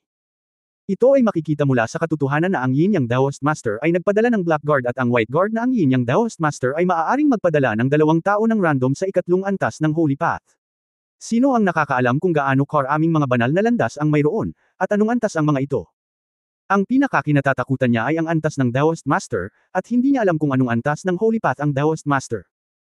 Sa kabutihang palad, parehong sinabi ni Tuye at Lingyi na ang mga nangungunang pag-iral na iyon ay hindi madaling kumilos, kahit na ang kanilang antas ay masyadong malakas, at kailangan din nilang iligtas ang mukha, o may iba pang mga hadlang, at hindi sila maaaring kumilos ng basta-basta, kung hindi, siya ay talagang walang paraan. Kahit na ang Yin Yang Daoist Unification Party ay kasalukuyang nasaktan, ang iba pang 3 pangunahing sekta ay dapat nabantayan. Sinabi ni Lingyi na talagang ayaw ng mga sekta na ito na makitang lumakas ang Yunmen Daoist sect, at tiyak na manggugulo sila. Bilang karagdagan, mayroong 9 na clone ng Shiraking na nakatago sa God Realm at isang hindi kilalang bilang ng Shuras, na lahat ay mga kaaway na kailangan niyang harapin. Kung walang ganap na lakas, hindi niya maipagtanggol si Yunmen. Siya. Kinailangan pang magsanay ng mas mahirap kaysa dati para lumakas ang sarili. Ang tanging bagay na umaliw sa kanya ay ngayon na ang araw, buwan at mga bituin ng Yunmen Heavenly Court ay nagtipon, ang depensa ay gumawa ng isang malaking hakbang pasulong. Kahit man lang kung may mga santo na darating para umatake, hindi sila makakapasok sa Yunmen Heavenly Court. Bilang karagdagan, ang espiritu ng paglilinang ng lahat, tiyak na magkakaroon ng higit pang mga santo na magpapatunay sa tao sa hinaharap, at pagkatapos ay masisiguro ang proteksyon ng mga alagad ng Yunmen. Hindi bababa sa Xiao Fengwang at Daoer ay napaka-promising kay Yang Yiu, at tiyak na sila ang susunod na batch ng mga taong magtatagumpay sa pagpapatunay ng tao ng maaga. Naka-cross-legged si Yang Yiu sa Holy Heavenly Palace at nagsimulang pumasok sa meditation. Matapos patunayan ng tao na may lakas, siya ay pinakasensitibo sa iba't ibang mga katangian ng kapangyarihan sa pagitan ng langit at lupa. Di nagtagal ay nakita niya ang pagkakaroon ng 10 pangunahing katangiang kapangyarihan sa pagitan ng langit at lupa. Ngunit sa sumunod na sandali ay naramdaman niya ang pagkakaroon ng ika-11 kapangyarihan. Ito ay ganap na kabaligtaran sa 10 pangunahing katangian. Ito ay hindi isang kapangyarihan na mayroon lamang ang God Realm, ngunit parang pamilyar ito. Pagkatapos ng maingat na pakiramdam, biglang idinilat ni Yang Yian ang kanyang mga mata at bumulong, si Daor. Ang Daor na sinasabi niya ay hindi ibang tao, ngunit ang saradong disipulong si Shaoying Yang Shu Dao. Pagkatapos bumalik mula sa God's Domain, nasugatan si Shaoying, kaya nagpractice siya sa isang palasyo na inayos ng Yunmen Heaven para kay Shaoying. Dahil ang saradong disipulong ito ay isang kalahating Diyos at kalahating Asura, hindi siya tugma sa mga disipulo ni Yunmen, at dahil sa kanyang murang edad, ayaw ni Yang Yian na ituro ng ibang mga disipulo si Shaoying, kaya hinayaan na lang niya si Shaoying na magsanay. Mahigit 800 taon na ang nakalipas mula noong dumating siya sa Yunmen Heaven. Siya, muntik nang makalimutan ang disipulong ito. Kung hindi lang niya naramdaman ang kakaibang Blood Evil guidance ng Blood Baby sa pagitan ng langit at lupa, talagang hindi niya ito pinag-isipan. Siya, iisipin lamang na ang lahat ng mga alagad ay nasa pag-iisa. Ngunit ang buhay na kapaligiran ng sanggol sa dugo mismo ay isang independenteng pag-iral, nakatumbas ng liblib na pagsasanay na nakahiwalay sa mundo. Ngunit ngayon lamang noong siya ay nasa pagmumuni-muni, naramdaman niya ang pagkakaroon ng isang masamang puwersa ng dugo na hindi bababa sa kapangyarihan ng ligaw. Ang aura ay napakalakas na maaari nitong kalabanan ang mga itim at puting gwardya sa ilalim ng upuan ng master ng Yin Yang Dao, at mas malakas pa. Kaya naging alerto si Yang Yian. Pagkatayo ay dumiretso siya sa tirahan nitong saradong alagad. Sa pag-iisip ng napakalakas na puwersa ng masamang dugo, naisip ni Yang Yian na ang dugong sanggol ay dapat na sumailalim sa ilang malalaking pagbabago sa nakalipas na ilang daang taon. Alam na alam niya na ang kanyang alagad ay hindi isang ordinaryong tao, ngunit siya rin ay nag-aalala. Pagkatapos ng lahat, siya ay kalahating Diyos at kalahating Shira, at ipinanganak ng langit at lupa. Sinabi ng Rabbit Lord na kung iisipin mo ang alagad na ito, maaari kang magkaroon ng problema sa hinaharap. Ang implikasyon ay ang dugong sanggol ay maaaring maging mas at mas malakas habang siya ay lumalaki, at siya ay maaaring wala sa kontrol. Siya ay kalahating Shira, at ang isa ay upang siya ay maging Shira. Sa oras na iyon, ito ay hindi kilala. Nag-atubiling si Yang Yian noon, ngunit pagkatapos ng lahat, sa ilang mga labanan, tinulungan siya ng Blood Baby, at nawalan pa siya ng buhay para tulungan siyang bawiin ng Blood Baby at malubhang na sugatan. Simula noon, tinanggap na ni Yang Yiu si Shaoying bilang kanyang huling disipulo at itinuring siyang kanyang anak. Naniniwala siya na hindi siya magkakamali at hindi magsisisi sa kanyang desisyon. Ngunit sa huling pagsusuri, hindi niya alam kung ano ang magiging kinabukasan ni Shaoying. Siya, natatakot din na magbago ang ugali ni Shaoying sa hinaharap. Sa isang iglap, nagpakita si Yang Yiu sa isang lambak sa langit ng Yunmen. May isang palasyo sa kalaliman ng lambak, kung saan siya nagayos ng isang hiwalay na lugar ng pagsasanay para kay Shaoying. At may mga paghihigpit sa buong lambak, na personal niyang inayos. Ngunit ngayon ang mga paghihigpit ay matagal nang nawala. Dahil dito ay nakaramdam siya ng kaba. Sinasabi na kung wala ang kanyang utos, hindi mangangahas si Shaoying na labagin ang kanyang mga paghihigpit ng pribado, at ang ibang mga tao sa Yunmen ay hindi maglalakas loob na gawin iyon. Ngayon ay masasabi lamang na ang mga paghihigpit ay nilabag ni Shaoying. Narito si Master Daor para makita ka. Nakatayo sa harap ng palasyo, ibinuka ni Yang Yiu ang kanyang bibig at sumigaw patungo sa palasyo. Walang sumagot sa kanya. Nakaramdam ito ng kaba ni Yang Yiu at papasok na sana siya. Sa sandaling ito, isang boses ang tumunog sa kanyang likuran, Guru. Mabilis na lumingon si Yang Yiu, ngunit isang binatilyo na mukhang 15 o 16 na taong gulang ang lumitaw sa kanyang likuran. Sa oras na ito, nabigla si Yang. Sa kanyang kasalukuyang paglilinang sa unang antas ng banal na Dao, at maging ang katayuan ng Panginoon ng Cloud Gate Heavenly Court, hindi niya naramdaman ang lahat ng may lumitaw na tao sa kanyang likuran. Kung hindi nagsalita ang kabilang partido, hindi niya ito mapapansin. Gaano ito kagulat? Sa mga tuntunin ng lakas, maaari niyang patayin ang ikatlong antas ng banal na Dao. Kung gusto mong takasan ang kanyang perception, ang isang malakas na tao lang na higit sa isa o dalawa o kahit tatlong kaharian na mas malakas kaysa sa kanya ang makakagawa nito, di ba? Ngunit ang binatang ito ay tahimik na lumitaw na wala pang 5 metro sa likuran niya. Paanong hindi mabigla si Yang Yiu?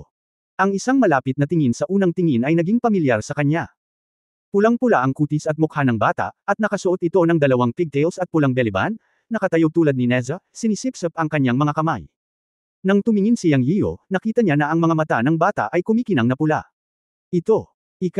Ikaw ba si Daoer? Medyo hindi makapaniwala si Yang Yiu.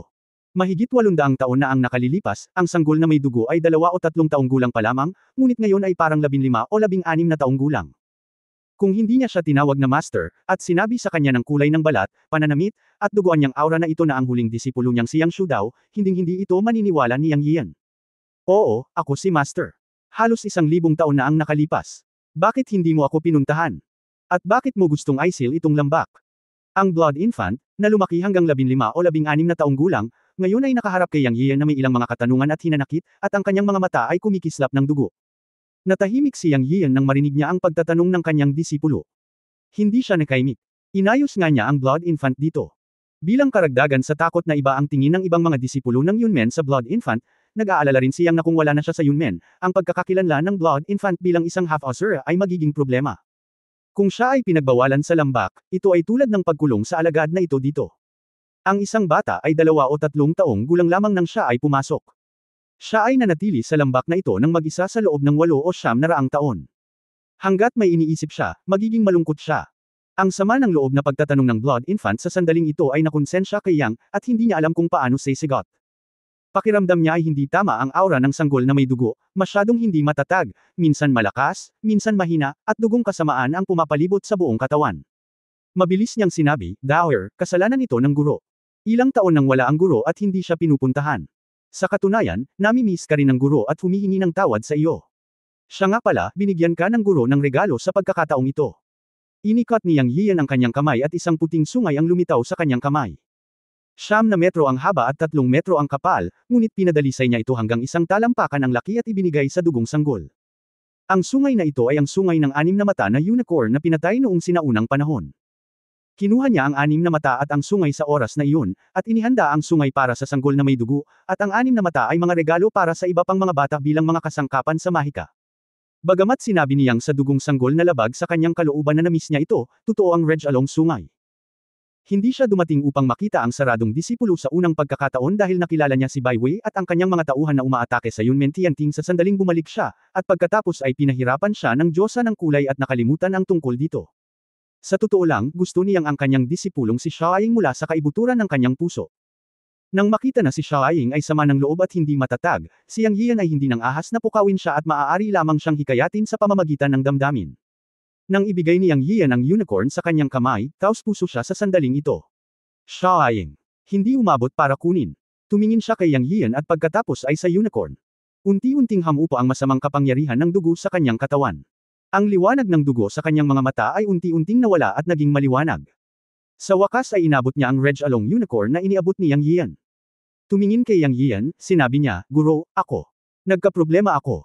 Biglang tumibok ang puso ni Yang Yian. Masyado siyang naantig sa pangungusap na ito, dahil noong gusto niyang tanggapin si Xiaoying bilang kanyang huling disipulo, maraming tao ang nagpayo sa iba na si Xiaoying ay magkakaroon ng gulo sa hinaharap, ngunit sinabi niya sa lahat na siya ay kanyang disipulo, at kahit na anong problema ang dumating kay Xiaoying sa hinaharap, siya, bilang master, ay magtitiis nito. Ngayon nang marinig niyang sinabi ni Xiaoying na ako ay nagkaproblema, ang puso niyang ay kinurot. Nilunok niya ang kanyang laway at sinabing, "Ikaw.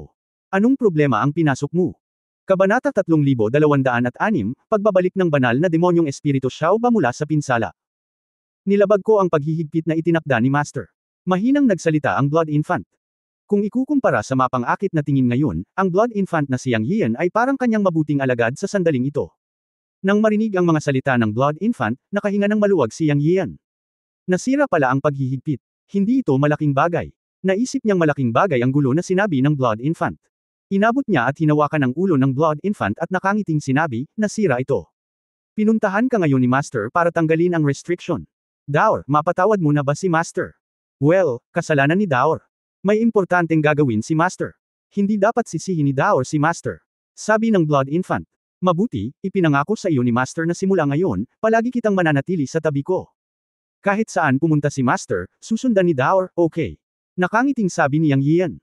Sa katunayan, nakita niya ang abnormalidad ng sama ng loob ng sanggol sa dugo at kasamaan sa dugo ngayon, at nagpa siya na panatilihin ang sanggol na may dugo sa kanya mula ngayon. Kung titingnan ang hitsura ng sanggol na may dugo ngayon, kitang-kita na may mga senyales ng demonization. Kung ang dugong sanggol ay hindi dinadala sa kanya upang manood, ang pagdemonyo sa batang ito ay maaaring maging mas seryoso. Isang araw, ito ay ganap na mademonyo at magiging isang demonyong dugo na Shira, na magiging isang tunay na sakuna. Hindi kailanman naalala ni Yang Yian ang potensyal ng disipulong ito. Kahit nasa kanyang puso, ang potensyal ng sanggol sa dugo para sa tagumpay ay mas malaki kaysa sa sinumang nakapaligid sa kanya, kabilang ang maliit na phoenix calf at iba pa. Ngunit kapag ang dugong sanggol ay nademonyo sa isang dugong demonyong si Shira, ito ay hindi maiiwasang mawalan ng kontrol, at walang sinuman ang makaka-address sa kanya. Upang maging ligtas, nagpasya si Yang Yian na panatilihin ang dugong sanggol sa kanya upang manood, dahil ang pagsilang ng dugong sanggol ay masasabing siya ang nagtulak sa kanya, at ang dugong sanggol lamang ang nakakakilala sa kanya. Sa turn, ang sanggol na may dugo ay lubos na umaasa sa kanya. Pagkatapos ng lahat, ang sanggol na may dugo ay bata pa, mahina ang espiritu, at nangangailangan ng mag-aalaga sa kanya. Siya ay ikinulong sa lambak na mag-isa sa loob ng 8 o 9 taon. Para sa isang bata, ito ay napakalupit, at hindi nakakagulat na ang sanggol na may dugo ay magpapakita ng mga palatandaan ng demonisasyon. Sa pag-iisip tungkol dito, medyo natakot si Yang Yian. Kung siya ay lumitaw makalipas ang ilang dosina o 100 taon, ang banal na bahagi ng sanggol na may dugo ay ganap na lalamunan ng dyablo, at siya ay direktang magiging isang dyablo. Sa oras na iyon, hindi alam kung anong uri ng tunay na sakuna ang ay dudulot ng dugong sanggol, lalo na sa Yunmen Heavenly Court, at ang unang makakatagpo nito ay ang mga disipulong Yunmen. Sa pag-iisip nito, nagpasya si Yang Yian na panatilihin ang dugong sanggol sa kanyang tabi mula ngayon. Ang kailangan niya ay ang banal na bahagi ng dugong sanggol upang lubusang lumunin ang dyablo, at lumaki bilang isang makapangyarihang Diyos sa hinaharap, kaysa hayaan ang dugong sanggol na maging isang dugong demonyo.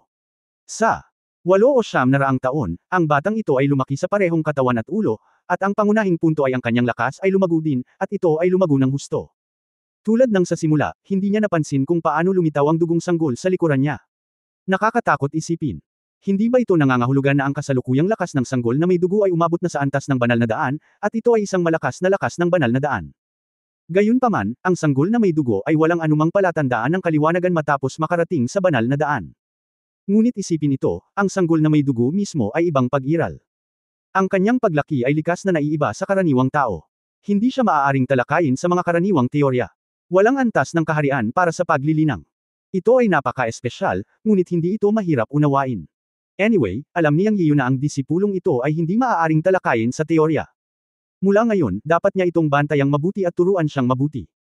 Sa sandaling ito, natural na hindi alam ng Blood Infant na sinabi ng amo na isama siya dahil natatakot siyang maging demonyo. Kung tutusin, isa siyang bata. Ang alam lang niya ay hindi siya pababayaan ng amo dito mag-isa. Bigla siyang natuwa at nag-cheer, "Salamat, Master, napakabait ni Master. Nangangako ako na nasa tabi mo ako, ngunit Daor, kailangan mo ring ipangako sa akin na dapat kang maging masunurin, maunawaan." Tiningnan ni Yang Yiu ang dugong sanggol at sinabi, "Maging masunurin, dapat makinig si Daor sa Master." Masayang ngumiti ang dugong sanggol. Ngumiti si Yang Yiu at sinabing, "Daor, ikaw. Nadagdagan na ba ang iyong lakas? Halika, subukan mong hampasin ang Master, hayaang makita ng Master ang lakas ni Daor." Noong una, gusto niyang subukan ang lakas ng alagad na ito, para magkaroon siya ng magandang ideya. Ngunit ang hindi inaasahan ni Yang Yian ay umiling ang dugong sanggol at sinabing, ayaw ni Daoer kay Master. Nakaramdam ng init si Yang Yian nang marinig niya ito. Kahit ano pa ang tingin sa kanya ng iba, o ang tingin niya sa iba, lagi siyang nasa puso ng batang ito mula sa taong iyon hanggang ngayon. Talagang naantig nito ang puso ni Yang, at lihim niyang sinabi sa sarili na dapat niya itong turuan ng mabuti. Bahagya siyang ngumiti at sinabing, "Well, it's worth it for your love for you. Okay, follow me out of the valley." Okay, tumalon sa tuwa ang Blood Baby, at umindayog ang dalawang tirentas sa kanyang ulo, na sobrang nakakatawa. Tiningnan ni Yang Yian ang damit ng sanggol na may dugo at sinabi, sa isang kisap mata, "Ikaw ay teenager na. Hindi mo na kailangan ng mga tirentas na ito. Bibigyan ka ni Master ng isa pang set ng damit. Ang belly band ay hindi angkop para sa iyo." Sa hinaharap, kahit na ikaw ay sarado na alagad ng Master, ang saradong disipulo ng Yunmen Tianting, at ang saradong disipulo ng iyong Yunmenda ay dapat pag-usapan ang tungkol sa iyong pagkakakilanlan ni Yunmenda. Mukhang naintindihan ng Blood Baby, ngunit tumanggaw siya sa anumang sinabi ng amo. Siyempre, sinabi ito niyang hindi dahil gusto niyang magpakitang gilas. Pagkatapos ng lahat, may daan-daang libong mga disipulo sa Yunmen Heavenly Court ngayon. Kung saan may mga tao, mayroong isang mundo. Kung ang mga disipulo sa kanilang paligid ay kakaiba o masyadong masunurin, ito ay magdadala ng problema sa kanila mismo, lalo na ang espesyal na pagkakakilanlan ng sanggol na may dugo, na hindi maaaring pasiglahin. Ito ay kinakailangan upang hayaan ang mga alagad ng Yunmen na mapanatili ang isang tiyak na paggalang sa dugong sanggol. Mayroong iba pang mga disipulo, ilang mga bata, at iba pa. Naisip ni Yang Yiu na kailangan nilang ipaliwanag ito sa hinaharap. Bagamat mahigpit niyang hinihiling sa kanila na huwag ay bully ang iba sa kanilang katayuan, pagkatapos na pinindot ng isang disipulo ang dila ni Zhao Nan sa huling pagkakataon at magsabi ng isang bagay tungkol sa kanyang antas ng paglilinang, alam ni Yang Yiu na ang dati niyang mga kinakailangan para sa ilang mga bata at disipulo ay hindi angkop. Ngayon ang Yunmen ay naging langit, ang Daos na tradisyon ng banal na mundo. Ang ilang mga tuntunin at kamahalan ay lubhang kailangan. Ang Yunmen Heavenly Court ay sumisipsip din ng mga disipulo. Ang kanyang mga salita ng dakilang daan, na nagtuturo ng walang pagtatangi, ay hindi mga salitang walang laman. Sumunod, nagpino siya ng angkop na battlesuit para sa Blood Infant, ilang set ng angkop na mga banal na damit, at itinali ang 2 pigtails, na agad na nagpaganda sa Blood Infant, na mukhang 15 o 16 na taong gulang, sa ilang antas na mas gwapo. Sa pagkakataong ito, ang battlesuit na pinino niya para sa Blood Infant ay higit sa lahat ay itim, at sa pulang kulay ng balat ng Blood Infant at sa kanyang kakaibang duguan na aura, agad itong nagkaroon ng medyo nakamamatay na aura, kahit na medyo kakaiba. Tinapik ni Yang Yiyo ang Blood Infant sa balikat at sinabing, "Not bad, guwapo, ngayon okay na." "Salamat, Master." Ang sanggol na dugo ay lubos na nasisiyahan sa kanyang damit, inabot at hinawakan ito, na may ngiti sa kanyang mukha. Nang sabihin lang iyon ng Master at Apprentice, biglang tumangala si Yang Yiyo at tumingin sa langit. Natagpuan niya na may isang tao na naging isang sinag ng liwanag mula sa South Heaven Gate, ngunit ang hininga ay napaka-unstable. Wala na si Dower, si Xiaoba ang bumalik. Nalaman kaagad ni Yang Yiyo na ang banal na demonyong si Ling Xiaoba ang tinanggap ni Ling Yi, ngunit sa sandaling ito ay nasugatan si Xiaoba. Umiwas siya at umalis, at mayroon siyang masamang premonition sa kanyang puso. Hindi kaya may mali si Ling Yi. Kabanata 3275 Azure King Clones. May nangyari sa banal na Panginoon. Ito ang unang pangungusap na sinabi ni Xiaoba matapos makita si Ling Yi. Biglang tumibok ang puso ni Yang Yiyo. Natatakot siya na may nangyari kay Ling Yi. Kanina pa siya hindi mapakali. Ngayong nagsalita na si Xiaoba, may nangyari talaga. Sa pagtingin kay Xiaoba, pinitik ni Yang Yiyo ang kanyang daliri at isang patak ng Fountain of Youth ang dumaan sa kanya, kunin mo muna ito, at sabihin sa akin kung ano ang nangyari ng dahan-dahan. Si Xiaoba ay nasugatan at mukhang napakaseryoso, ngunit ang Fountain of Youth ay sapat na para makabangon si Xiaoba. Wala pang 10 paghinga, naging matatag ang hininga ni Xiaoba, at mabilis niyang sinabi, may nangyari sa banal na Panginoon, Ling Zun, at siya ay tinambangan ng 5 clone ng Azure King. Si Xiaoba ay mukhang nagulat at hindi sigurado. Ang kanyang mga salita ay medyo nalilito sa simula, ngunit pagkatapos ng higit sa 10 minuto, sa wakas ay nagsalita siya ng malinaw. Pinakinggan din ito ni Yang Yiyo, ngunit naging malungkot ang kanyang mukha. Ayon kay Xiaoba, lahat sila ay inayos ni Ling Yi na lumabas, bawat isa ay may kanya-kanyang misyon, ngunit patuloy din silang nakikipag-ugnayan sa isa't isa. Si Xiaoba mismo ang nagpunta upang magtanong tungkol sa katalinuhan ng 4 na pangunahing sekta, at hinahanap din niya ang 16 na banal na espiritu ng demonyo na lumabas kanina. Si Ling Yi ang pinuno ng intelligence, ngunit matapos malaman na ang pangalawang clone ni King Shira ay nasa 5 Elements Fire Family ng Celestial Clan, para makabili ng 1,000 taon ng development time para sa Yunmen, si Ling Yi ay personal na lumabas at nagpasyang itago ang pangalawang clone ni King Shira. Siyempre, kung maaari, hahatiin ni Ling Yi ang 5 elementong pamilya ng Celestial Clan at hahayaan ang 5 elementong pamilya na magkaisa para alisin ang pangalawang clone ni King Shira. Ang dahilan kung bakit naglakas loob si Ling Yi na makipagsapalaran ay dahil mayroon siyang sariling mga tao sa 5 Elements Fire Family ng Celestial Clan. Ang ikatlong Saint Demon Spirit, isa sa unang 16 na Saint Demon Spirits na lumabas sa God's Domain, ay isang ninuno ng 5 Elements Fire Family, o sa madaling salita, siya ay may pantay na contractual na relasyon sa ninuno na iyon, tulad ng relasyon sa pagitan ng Purple Chin God at ng 7th Saint Demon Spirit, na parehong uri ng ugnayan ng kapwa tagumpay sa grupo. Naglakas loob si Ling Yi na pumunta sa Fire Family ng 5 elemento ng Celestial Clan ng mag-isa, dahil mismo sa pagkakaroon ng 3rd Saint Demon Spirit, nakatumbas ng pagkakaroon ng isang tao sa loob, kaya naglakas loob siyang pumunta. Pero sa hindi inaasahang pagkakataon, may masamang nangyari dito. Sa hindi inaasahan. Sa kritikal na sandali, nagkaroon ng mga problema ang 3rd Saint Demon Spirit. Hindi inaasahan ni Ling Yi na magre-rebelde ang 3rd Saint Demon Spirit. Sa simula, ito ay imposible. Kahit na ang 3rd Saint Demon Spirit ay nagrebelde, si Ling Yi ay isang first class na hari sa mundo ng Holy Demon Spirit, at ipinanganak upang sugpuin ang Holy Demon Spirit. Ngunit walang ganap. Walang inaasahan na ang 3rd Saint Demon Spirit ay aktwal na sasalungat sa host, ang Fire Ancestor, at magkakaroon ng kasunduan sa Shira King Clone, at sa kritikal na sandali, makipagsanib puwersa sa Shira King Clone para kontrahin si Ling Yi.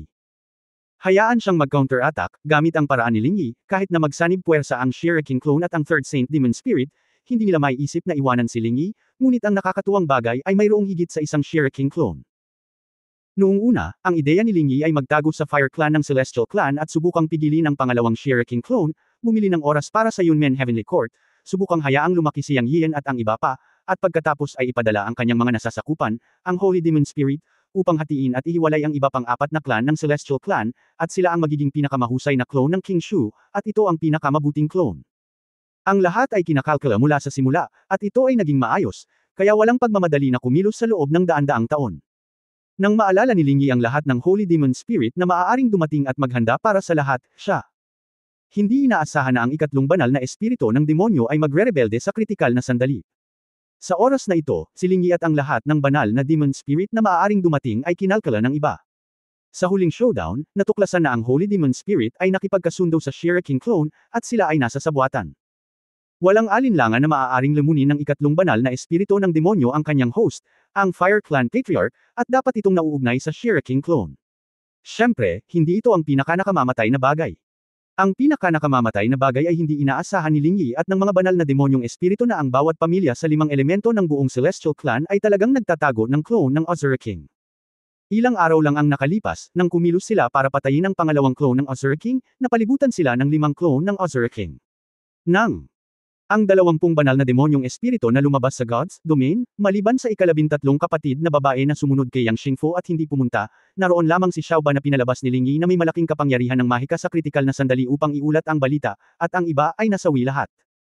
Bukod dito, kasama sa kanila ang mga lihim na bantay na mga banal na espiritu ng demonyo na nakakubli sa 5 pangunahing pamilya ng Celestial Clan, iyon ay, ang 16 na banal na espiritu ng demonyo na pinakaunang lumabas sa domain ng mga Diyos, lahat ay namatay. Tungkol naman kay Ling Yi, nang makatakas si Xiaoba, nahuli daw siya ng 5 clone ng Azura King. Kung ano ang sitwasyon ngayon ay hindi alam. Matapos pakinggan ito, kinuyam ni Yang Yiu ang kanyang mga kamao, ang kanyang mukha ay napakalungkot. Ngunit sa oras na ito, idinagdag ni Xiaoba, banal na Panginoon, hiniling sa akin ni Ling Zun na sabihin sa iyo na huwag kang mag-abala sa kanila sa maikling panahon, at hayaan kang protektahan ang Yunmen Heavenly Court at maging handa. Ang Shira King clone ay tiyak na aatake sa Yunmen Heavenly Court. Ngayon ang lahat ng 5 elemento ng pamilya ng Celestial Clan ay kontrolado ng Shira Clan. Napabuga ng hangin si Yang Yiu at sinabing, isama mo ako. Banal na Panginoon, hindi ako makakapunta, lumuhad si Xiaoba at nagmakaawa. Alam na alam ni Xiaoba kung ano ang ibig sabihin ng 5 Shira King clone na magkaisa. Tinulungan ni Yang Yiu si Xiaoba na bumangon at sinabing, bumangon ka, alam ko kung ano ang iyong ikinababahala, ngunit ang gusto kong sabihin sa iyo ay kahit anong mangyari, hahanapin ko si Ling Yi, kahit na may kislap ng pag-asa, pupunta ako upang iligtas siya. Ang aking paglilinang ay umabot na sa antas ng isang santo. Kahit na hindi ko siya matalo, si Ling Yi ay lalabanan ko siya, si Yaskaping, hindi ako magkakaroon ng problema. Hindi pwedeng baliwalain na lang sana nila. Pero, gusto siyang pigilan ni Xiaoba, ngunit nagambala siya ni Yang Yiu. Nakapagpasya na ako. Matigas na sabi ni Yang Yiu. Hindi niya kayang lunukan ang galit na ito. Mahigit 100 ng mga banal na espiritu ng demonyo ang namatay, at ang buhay o kamatayan ni Ling Yi ay hindi alam. Ang pinakamagandang kinalabasan ay mahuli siya. Hanggat may kislap ng pag-asa, pupunta siya upang iligtas si Ling Yi. Masyadong mabigat ang pagkawala sa pagkakataong ito. Siya ay may mataas na pag-asa para sa proteksyon ng mga banal na espiritu ng demonyo, at naisip na sila ang pinakamahusay na tauhan ng katalinuhan sa mundo, ngunit ngayon ay nasira ang lahat. Siya ay may pagkanalaban. Bukod dito, ito ay katumbas ng kalkulasyon ng isa pang panloob na traidor, at ang hininga na ito ay talagang hindi mabata. Ang pangalan ng ikatlong kapatid ng Holy Demon Spirit ay malalim na nakaukit sa puso ni Yang Yian. Siya ay mas napupuot kaysa sa clone ni Haring Shira. Hindi lang siya isang taksil sa ilalim ni Ling Yi, kundi isang taksil din sa buong Yunmen Heavenly Court. Ang paglilinis ng pinto ay dapat gawin. Hindi siya makapaghintay, at mayroon pa rin siyang pag-asa para kay Ling Yi. Bukod dito, ayon sa balitang ibinalik ni Xiaoba, ang 5 clone ni King Shira ay nagtipon, at ang 5 elemento ng Celestial Clan ay naging Shira. Aatakihin nila ang Yunmen Heavenly Court sa lalong madaling panahon. Sa halip na hintayin silang dumating, mas mabuting magkusa. Ngayon ang Yunmen ay nasa pinakamahalagang oras ng kolektibong pag-urong. Posible na ang susunod na sandali ay ang oras ng pagsilang ng isang santo. Hindi ito dapat istorbohin, kaya kailangan niyang umatake bago umatake si Haring Shira. Ang pagkuha ng inisyatiba upang mahanap ang clone ni Haring Shira ay ang pinakamahusay na pagpipilian para sa kanya sa kasalukuyan. My Queen, ingatan mong mabuti ang Heavenly Court. Lalabas ako para sa isang meeting. Nakatayo sa hangin, sumigaw si Yang Yian sa Kaishan Palace, at pagkatapos ay kinuha ang dugong sanggol at si Xiaoba mula sa South Heavenly Gate sa isang iglap. Gusto niyang patayin si Shira. Kabanata 3208 kayong lahat ay nararapat na mamatay kung papatayin ninyo ang aking banal na demonyong espiritu. Bagamat ang Diyosa ng mga kulay ay pumasok sa banal na daan, sinasabing ang pagkuha ng Diyosa ng mga kulay kasama niya ay magiging isang makapangyarihang katulong. Gayunpaman, kumpara doon, ang Yunmen Heavenly Court ang pundasyon. Sa kasalukuyan, tanging ang Diyosa ng mga kulay ang nakapasok sa banal na daan. Mas mainam na hayaan ang Diyosa ng mga kulay na manatili at maupo sa korte ng langit, upang makaramdam siya ng kaginhawahan, dahil mayroon ding yin yang Taoist Master, kailangang mag-ingat si Yang Yiu. Nang ilayo niya ito, diretso niyang sinabi sa Goddess of Colors na naniniwala siyang maiintindihan ito. Sa Goddess of Colors Palace, narinig ng Goddess of Colors ang mga salita ni Yang Yiu at tumingin sa South Heavenly Gate at sinabi sa sarili, maging ligtas at hintayin kang bumalik. Bilang ang tanging banal na daan sa Yunmen Heavenly Court sa kasalukuyan, natural na alam niya kung bakit hindi siya isinama ni Yang Yiu. Siya, nag-aalala sa kanyang puso, ngunit wala siyang magagawa, dahil alam na alam niya ang karakter ni Yang Yiu. Kung ito man ay ang banal na emperador ng langit sa nakaraang buhay o si Yang Yiu sa buhay na ito, lahat sila ay may pinakamalaking karaniwang mga pakinabang at disadvantages, iyon ay, binibigyang pansin nila ang pagkakaibigan, at ang mga kamag-anak at kaibigan ay palaging nauuna sa kanyang puso. Ang buong pamilya ni Yunmen ang kanyang pinakamalaking pag-aalala, kaya natural na may umupo sa pamamahala. Pagkaraan ng mahabang panahon, binawi ng Diyosa ng mga kulay ang kanyang tingin, pagkatapos ay tumingin sa langit at nagsabi, sana gumaling kayong lahat. Ang tinutukoy niya ay ang magkahalong buhok na ibon at ang buwan, na parehong seryosong mga Diyos. Si Yang Yian ay hindi natatakot sa kanyang puso, ngunit mas nagalit. Ang sakit sa puso at galit ng pagkawala ng maraming banal na espiritu ng demonyo ay sumakop sa lahat ng kanyang damdamin. Tungkol sa 5 Shire King clone na binanggit ni Xiaoba at ang 5 elemento ng Celestial Clan na naging Shire na, hindi siya natakot. Sa katunayan, pagdating sa labanan sa antas ng banal na landas, hindi na ito kalamangan sa bilang. Maliban kung ang bilang ng parehong antas ay may ganap na kalamangan, kung hindi, ang mga nasa ibaba ng banal na landas ay lahat ng langgam. Ito ay hindi isang walang laman na usapan. Kahit na mayroong milyon-milyong mga Diyos sa ibaba ng banal na landas, sila ay walang magawa sa harap ng mga malakas na banal na landas. Kung tungkol sa paglitaw ng 5 Shire King clone ng sabay-sabay, si Yang Yian ay napuno ng galit noong una at walang pakialam. Matapos lumipad ng ilang sandali, huminahon siya at tinanong si Xiaoba tungkol sa sitwasyon. Alam mo ba ang cultivation strength ng 5 Shire King clone ni Xiaoba? Tanong ni Yang Yian kay Xiaoba. Mapait na ngumiti si Xiaoba at sinabing, Holy Lord, hindi ko nakita ang kanilang cultivation level. Sa mga tuntunin ng lakas, ang mga aura ng 5 Shire King clone ay halos pareho. Mukhang mas malakas sila kaysa kay Ling Zun.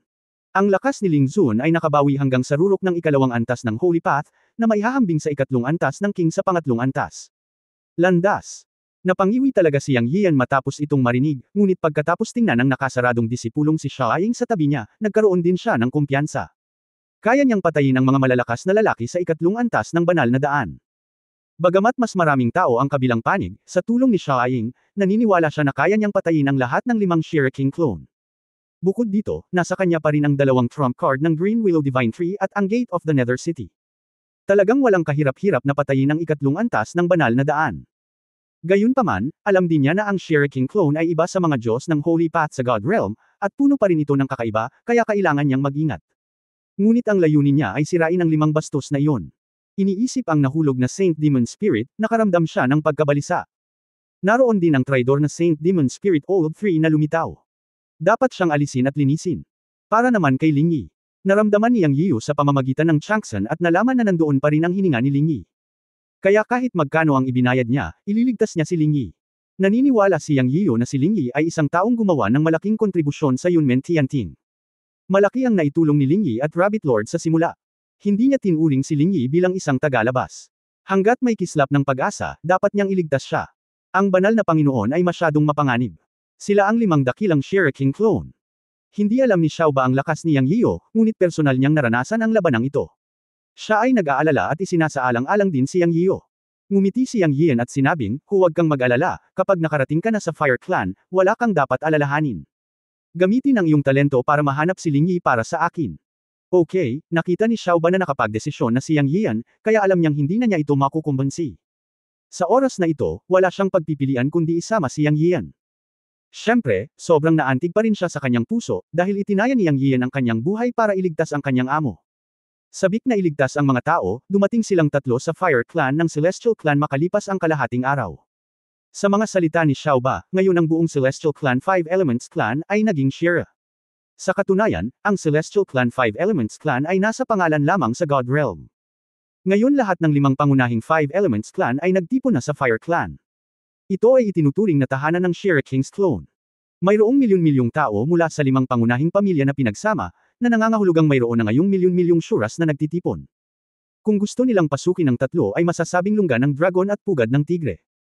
Upang maging tumpak, dapat sina Yang Yian at Xia Ying ang maglalaban, at ang gawain ni Xiaoba ay subukang hanapin si Ling Yi at iligtas siya. Nahaharap sa ganoong sitwasyon, si Yang Yiu ay hindi natakot sa entablado, kaya labis siyang hinahangaan ni Xiaoba. Palihim niyang sinabi na karapat-dapat siyang maging reincarnation ng Holy Emperor.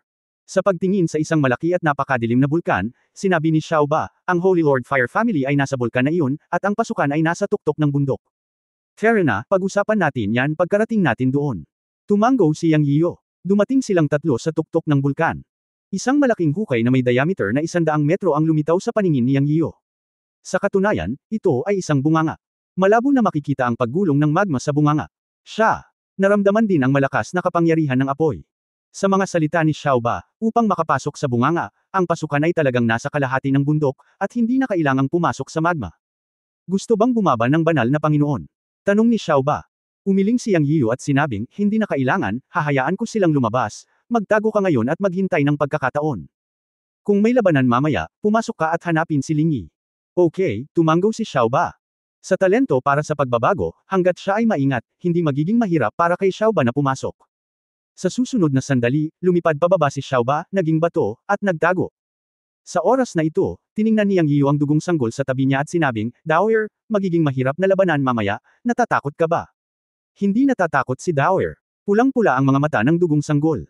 Okay, ingat ka. Bilin ni Yang Yiyo. Pagkatapos ay itinaas niya ang kanyang palad patungo sa bunganga sa ibaba. Pinaparusahan ng langit ang lahat ng bagay. Pinaparusahan ng langit ang langit at lupa. Pinarurusahan ng langit ang abenida, siya. Pindutin ang bunganga sa ibaba ng tatlong palad sa isang hininga. Hindi lang niya ito isinaalang-alang, tinansya niya na ang Shira King clone ay lalabas pagkatapos ng tatlong palad. Nagkaroon ng puot sa pagitan ng dalawa sa nakaraang buhay at sa buhay na ito. Ito ay nakatadhana mula noong pinatay niya ang Shira King clone ni Emperor Zun noong taong iyon. Sa hinaharap, kailangan niyang harapin ang siyam na Shira King clone sa ilalim niya. Ngayon ay mayroong 5 Shira King clone. Ito ay isang bagay na hindi niya inaasahan, ngunit hindi ito nakakagulat. Boom boom boom. Sa kanyang kasalukuyang paglilinang, ang kapangyarihan ng tatlong palad ng makalangit na kaparusahan ay likas na makapangyarihan. Ito man ang pugad ng Fire Element Family ay tiyak na sisabog ito sa ilalim ng kanyang tatlong palad. Sa gitna ng umaalog-alog na dagandong, ang maitim na bulkan sa ibaba ay pumutok sa malalaking bitik at pilit niyang ibinuka. Pagkatapos, isang serye ng malalakas na aura ang sumugod mula sa bulkan. 5 malalakas na aura ang magkakasunod. Gaya ng inaasahan, sa pananaw ni Yang Yiyo, lahat sila ay nasa pinakamataas na antas ng ikatlong antas ng banal na Dao. Ang yin siya ay napakabigat, at ang langit ay puno ng dugo, na nagpabagabag sa mga tao. Boom boom boom. 5 dugong ilaw ang sunod-sunod na lumitaw. Binago sa 5 figure. Good boy, hahanapin pa sana kita, pero lumapit ka sa akin. Okay, itatago kita dito ngayon. Mamaya, sisirain ko ang langit mo gamit ang sarili kong mga kamay. Kung kaya kong sirain ang langit mo minsan sa panahon ng kaitian, magagawa ko sa pangalawang pagkakataon. Sabay nating ayusin ang luma at bagong mga puot. Kakainin ko ang iyong laman at dugo. Gagawin kong abo ang iyong mga buto. Matapang ka talaga. Lumitaw ang 5 tao, na may iba't ibang hugis at anyo, ngunit lahat sila ay may isang bagay na karaniwan, ang kanilang mga mata ay pula. Lumipad sila sa langit at pinalibutan si Yang Yiyo at ang dugong sanggol. Nag-uusap ang lahat, ngunit tinawag nila ang kanilang sarili bilang hari. Halata na sila ang 5 clone ni Haring Shira. Mukha silang 5 tao, pero isa lang talaga sila. Lahat sila ay mga clone ni Haring Shira. Narinig ni Yang Yiyan ang pag-uusap nila at nginisyon, niyaya ni Young Master Shira ang kanyang sarili. Sa panahon ng Holy Heavenly Emperor, kung walang lumikha ng sakuna, paano mo, isang dayuhan mula sa dagat ng dugo, napatay ang Holy Heavenly Emperor? Haha, napatay ko ang una mong clone, at kaya kong patayin lahat ng clone mo ngayon. Hindi dapat umiral ang angkan ng Shira sa God Realm, at dapat mamatay kayong lahat na pumatay sa aking banal na demonyong espiritu. Habang nagsasalita si Yang Yiyan, hinawakan niya ang Green Willow Divine Tree sa kanyang kamay, at tumaas ang aura ng kanyang buong katawan. Sa isang putok, isang matayog na sinaunang puno ang lumitaw sa likuran niya. Ito ay ang kombinasyon ng 10 mahusay na puno ng Dao. Siya ay handa na para sa isang labanan. Kabanata 3209 na Shira Blood Sea. Napakahusay ng 5 Azure King clone, at nang makitang ganito si Yang Yiyo, hindi sila nang ahas na maging pabaya. Sa kanilang mga mata, ang aura na nagmumula kay Yang Yiyo ay hindi mas mahina kaysa sinuman sa kanila, at mas malakas pa. Boom boom boom. Isang daloy ng dugong liwanag ang bumungad mula sa 5 Azure King clone. Hindi sila madaling harapin. Ang mga mata ng dugong sanggol ay naging pula sa tabi ni Yang Yiyo, at ang kasamaan ng dugo ay napapaligiran ng katawan, handa na. Sa pagkakataong ito, ang guro at ang disipulo ay nag-aaway, ngunit ang mga kaaway na kanilang kinakaharap ay hindi pa nagagawa, na may 5 Azure King clone, at sila ay nasa antas ng Saint Dao. Para kay Yang Yiyo, talagang hindi siya nang ahas na maliitin ang mga clone ng Azure King. Noong nakipag-away siya kay Emperor Zun, nalaman niya na may kabuuang 10 Azure King clone sa God Realm. Sa pagkakataong ito, 5 sa kanila ang lumitaw, at lahat sila ay mga Azure King clone na maihahambing sa Saint Dao. Kahit na matagal na niya itong alam, kapag kaharap niya talaga ang mga ito, mabigat pa rin ang pakiramdam niya sa kanyang puso. Ang landas at kapangyarihan ng mga clone ng Shira King ay ganap na naiiba sa mga Diyos sa God Realm. Dahil sila ay nasa God Realm sa mahabang panahon, sila ay umiiral sa pamamagitan ng pagkuha sa mga katawan ng mga Diyos. Mayroon na silang ilang banal na kapangyarihan ng mga Diyos sa God Realm. Hindi niya alam kung anong mga pagbabago ang magaganap kapag nagsanib ang kapangyarihan ng dalawang mundo. Kaya kapag nakaharap ang 5 Shira King clone, si Yang Yian ay napaka-alerto. Sa oras na ito, biglang lumabas ang pulang ilaw mula sa bunganga na parang pagsabog ng bulkan. Nakita ni Yang Yian na may mga makakapal na figure. Sa isang kisap mata, 10,000 sa kanila ang lumabas, at patuloy silang lumabas. Ang bawat hininga ay puno ng kasamaan at dugo, at silang lahat ay mga Shuras. Kahit na hindi sila kasing husay ng 5 Shira King clone, napakalaki ng bilang nila. Pagkatapos magmadaling lumabas, bumuo sila ng isang malaking bilog, na itinuturing na lambat ng langit at lupa. Walang pakialam si Yang Yian sa mga Shira na ito. Ang kanyang target ay ang Shira King. Hanggat pinatay niya ang 5 Shira King clone, hindi magiging alalahanin ang mga Shira na iyon. Mamatay. Gusto lang ni Yang Yian na patayin ang mga Shira King clone na ito. Sa isang dagandong, nagsimula siyang lumaban. Ang unang hakbang ay upang walisin ang Green Willow Divine Tree sa 360 degrees. Matapos pumasok sa banal na daan, pinaandar niyang ang Green Willow Divine Tree at natural na nagkaroon ng kakaibang reaksyon. Naliwanagan ang kalangitan ng nakakasilaw na berdeng liwanag. Boom! Nag-stroke out siya. Ang 5 Shira King clone ay hindi man lang makaiwas, ngunit mayroon din silang mga depensa at lumaban ng may dagandong. Gayunpaman, ang Green Willow Divine Tree ay isa sa 10 likas na espiritual na ugat na nagsilang ng kaguluhan pagkatapos ng lahat, at bilang isang magic weapon ito na ang pinakamataas sa mundo. Sa mapurol na dagandong, ang 5 Shira King clone ay direktang naitaboy libu-libong metro ang layo ng pag-atake ni Yang Yian. Ang malakas na Green Willow shooting light ay hindi pumatay sa alinman sa kanila. Nasa loob ito ng inaasahan ni Yang Yian, ngunit naapektuhan nito ang mga ordinaryong Shira sa paligid. Sa gitna ng mga hiyawan, 10,000 ordinaryong Shira ang nabura. Ungol, dagandong, dagandong. Ang 5 Shira King clone ay umungal nang makita nila ito. Ang madugong liwanag sa bawat isa sa kanila ay lumundag, at isang multo na imahe ng Dharma ang lumitaw sa hangin. Naglunsad sila ng counterattack laban kay Yang Yian sa unang pagkakataon. Swoosh, swoosh, swoosh. Tulad ng kidlat, inatake nila si Yang Yian. Ang liwanag ng puno ng Dao. Sa unang pag-ataking ito, nagtiwala si Yang Yian. Pagharap sa 5 Shira King clone, maaari niyang ganap na sugpuin ang mga ito gamit ang Green Willow Divine Tree sa kanyang kamay.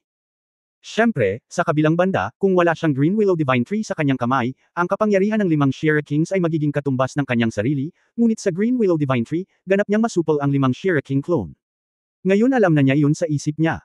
Kung tutulungan siya ng kanyang apprentice na si Shaing, buo ang tiwala ni Yang Yian na kaya niyang patayin ang mga clone ng Shira King.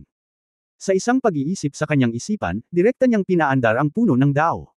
Sa loob ng saklaw ng Divine Light ng Dao Tree, katumbas ito ng kanyang domain blessing.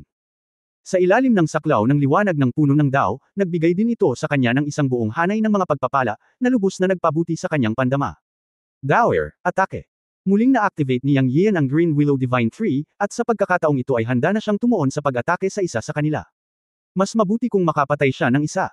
Hindi ito ang unang pagkakataon na nakipag-away siya sa Blood Infant. Ang Master at ang Apprentice ay may tacit na pag-unawa at isang mataas na antas ng kaugnayan.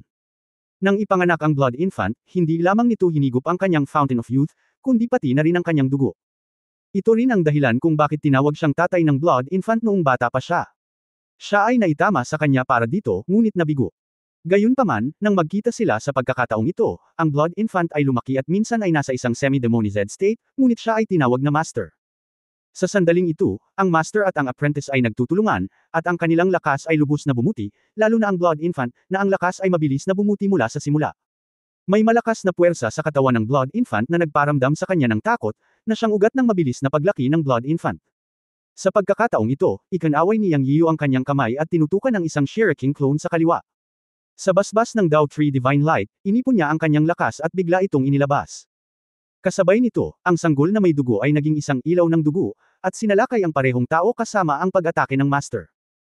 Ang pag-atake ng Green Willow Divine Tree ay kumislap at direktang dumaong sa harap ng Shira King, ngunit ito ay malinaw na ang Shira King clone ay naghahanda para sa isang counterattack sa pagkakataong ito. Siya ay umungal gamit ang dalawang kamay sa kanyang harapan at umungal, Blood Sea holding up the sky.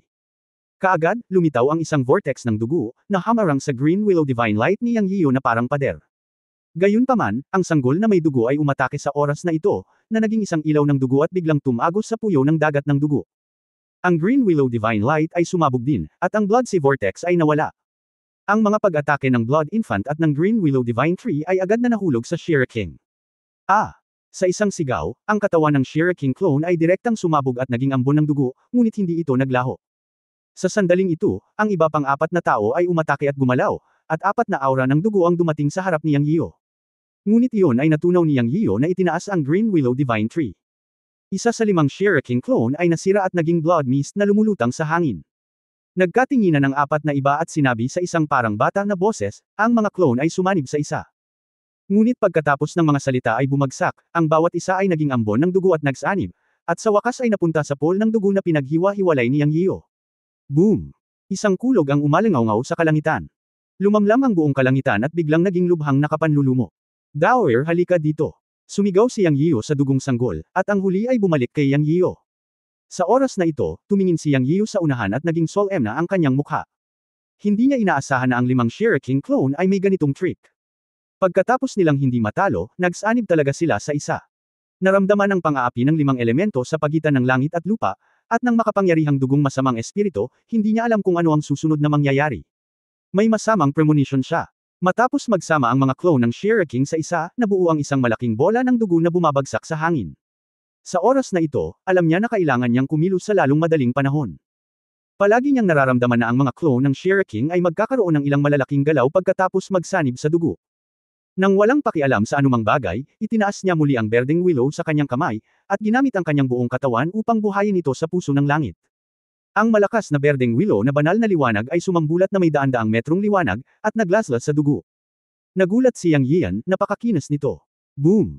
Dumating ang pag-atake, at sa isang putok, ang berdeng willow na banal na liwanag ay bumagsak ng direkta sa dugo. Puno ng dugo ang langit. Ang epekto ay 10,000 metro ang layo. Kasama ang malalim na lugar ng Yang Yiyan. Sa sandaling ito, nakita ni Yang Yiyan na tila siya ay nasa dagat ng dugo. Dahil sa nakikita, may dugong ulan na ikinalat niya kung saan-saan. Sinira ba ito ng master? Tanong ng Blood Baby. Dapat nga, ito ay medyo makinis, at si Yang Yiyan mismo ay hindi sigurado.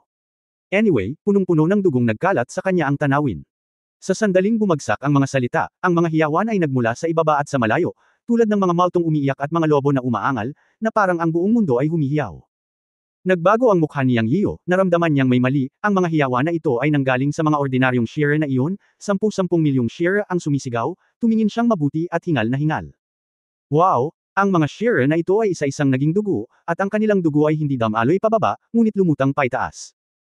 Hindi maganda, ang mga pag-ulan ng dugo na ito ay hindi kumalat, ngunit muling nag-condense pagkatapos kumalat. Bumilis ang tibok ng puso ni Yang Yiyo, at alam niyang hindi ganoon kadali. Sa sandaling ito, muli niyang narinig ang tunog ng mga alon, na nagmumula sa lahat ng direksyon. Tumangala si Tito, at talagang may mga alon na nagmumula sa lahat ng direksyon, parang mga alon na papataas ng papataas mula 10,000 metro ang layo.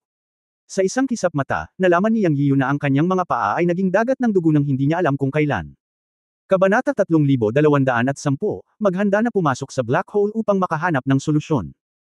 Napapaligiran si Yang Yiyo ng mundong puno ng dugong dagat, at alam niyang hindi ganoon kadaling patayin ang Shira King clone.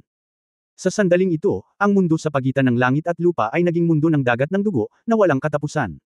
Hinawakan ni Yang Yiyo ang Green Willow Divine Tree at naging alerto. Sinabi ng dugong sanggol sa tabi niya, pagkatapos magsama ang clone ng master na si Shira King sa isa, lumakas ang aura at kumalat sa buong mundo ng dagat ng dugo. Nag-isip si Yang Yiyo at nagsabi, nararamdaman mo ba kung nasaan ito? Anyway, hindi niya mahanap ang sarili niya. Kahit na malakas ang aura, nakakalat ito sa buong Blood Sea, at hindi niya mahanap ang Shira King. At may mga napakalaking alon ng dugo na lumiligid patungo sa kanila mula sa lahat ng panig. Naramdaman ni Yang Yiyo ang malakas na kapangyarihan ng masamang dugo, na tila higit na lumampas sa antas ng ikatlong antas ng sound channel. Ito ay nagparamdam sa kanya ng solemn na, at sinabi niya sa kanyang apprentice, ang dugong sanggol, Daoer, protektahan ang iyong sarili. Ang sitwasyon ay hindi malinaw, huwag kumilos ng padalos-dalos. Alam ko, Master. Tumango ang dugong sanggol. Sa isang kisap mata, ang Master at ang apprentice ay nabalot ng mga alon ng dugo na 12-12 ng talampakan ang taas. Ito ay mga ambas mula sa lahat ng panig. Sinulyapan ni Yang Yiyan ang tuktok ng kanyang ulo. Mabuti na lang at may butas pa ang langit, ngunit naisip niya sa sarili na maaaring hindi ganoon kadali, ngunit kailangan niyang subukan. Hindi magandang bagay na napapalibutan ng mga alon ng dugo sa lahat ng panig. Pero sa kabilang banda, naisip din niya na baka hindi ganoon kadaling makaalis sa langit. Siya. Sinabi sa dugong sanggol sa sandaling naisip niya ito, Daor, magmadali ka at subukan, susubukan kong basagin ang dagat ng dugo sa ilalim ng aking mga paa. Okay, Master. Ang dugong sanggol ay palaging sumusunod sa mga salita ni Yang Yian at hindi nakipagkompromiso. Nais ni Yang Yian na gumawa ng dalawang paghahanda, isa para sa tuktok ng kanyang ulo at isa para sa ibaba. Kahit na may dugong dagat sa ilalim ng kanyang mga paa, gusto niyang subukang basagin ito. Sila, ang master at ang apprentice, ay hindi maaaring makulong sa dagat ng dugo. Ito ba ay isang magandang bagay? Ang panganib ay lumalakas, at dapat tayong maghanap ng paraan upang masira ang kasalukuyang suliranin. Magkahiwalay na kumilos ang master at ang apprentice. Tinapakan ni Yang Yian ang kanyang mga paa, at ang berdeng willow na sagradong puno ay kumaway sa dagat ng dugo sa ilalim ng kanyang mga paa. Boom!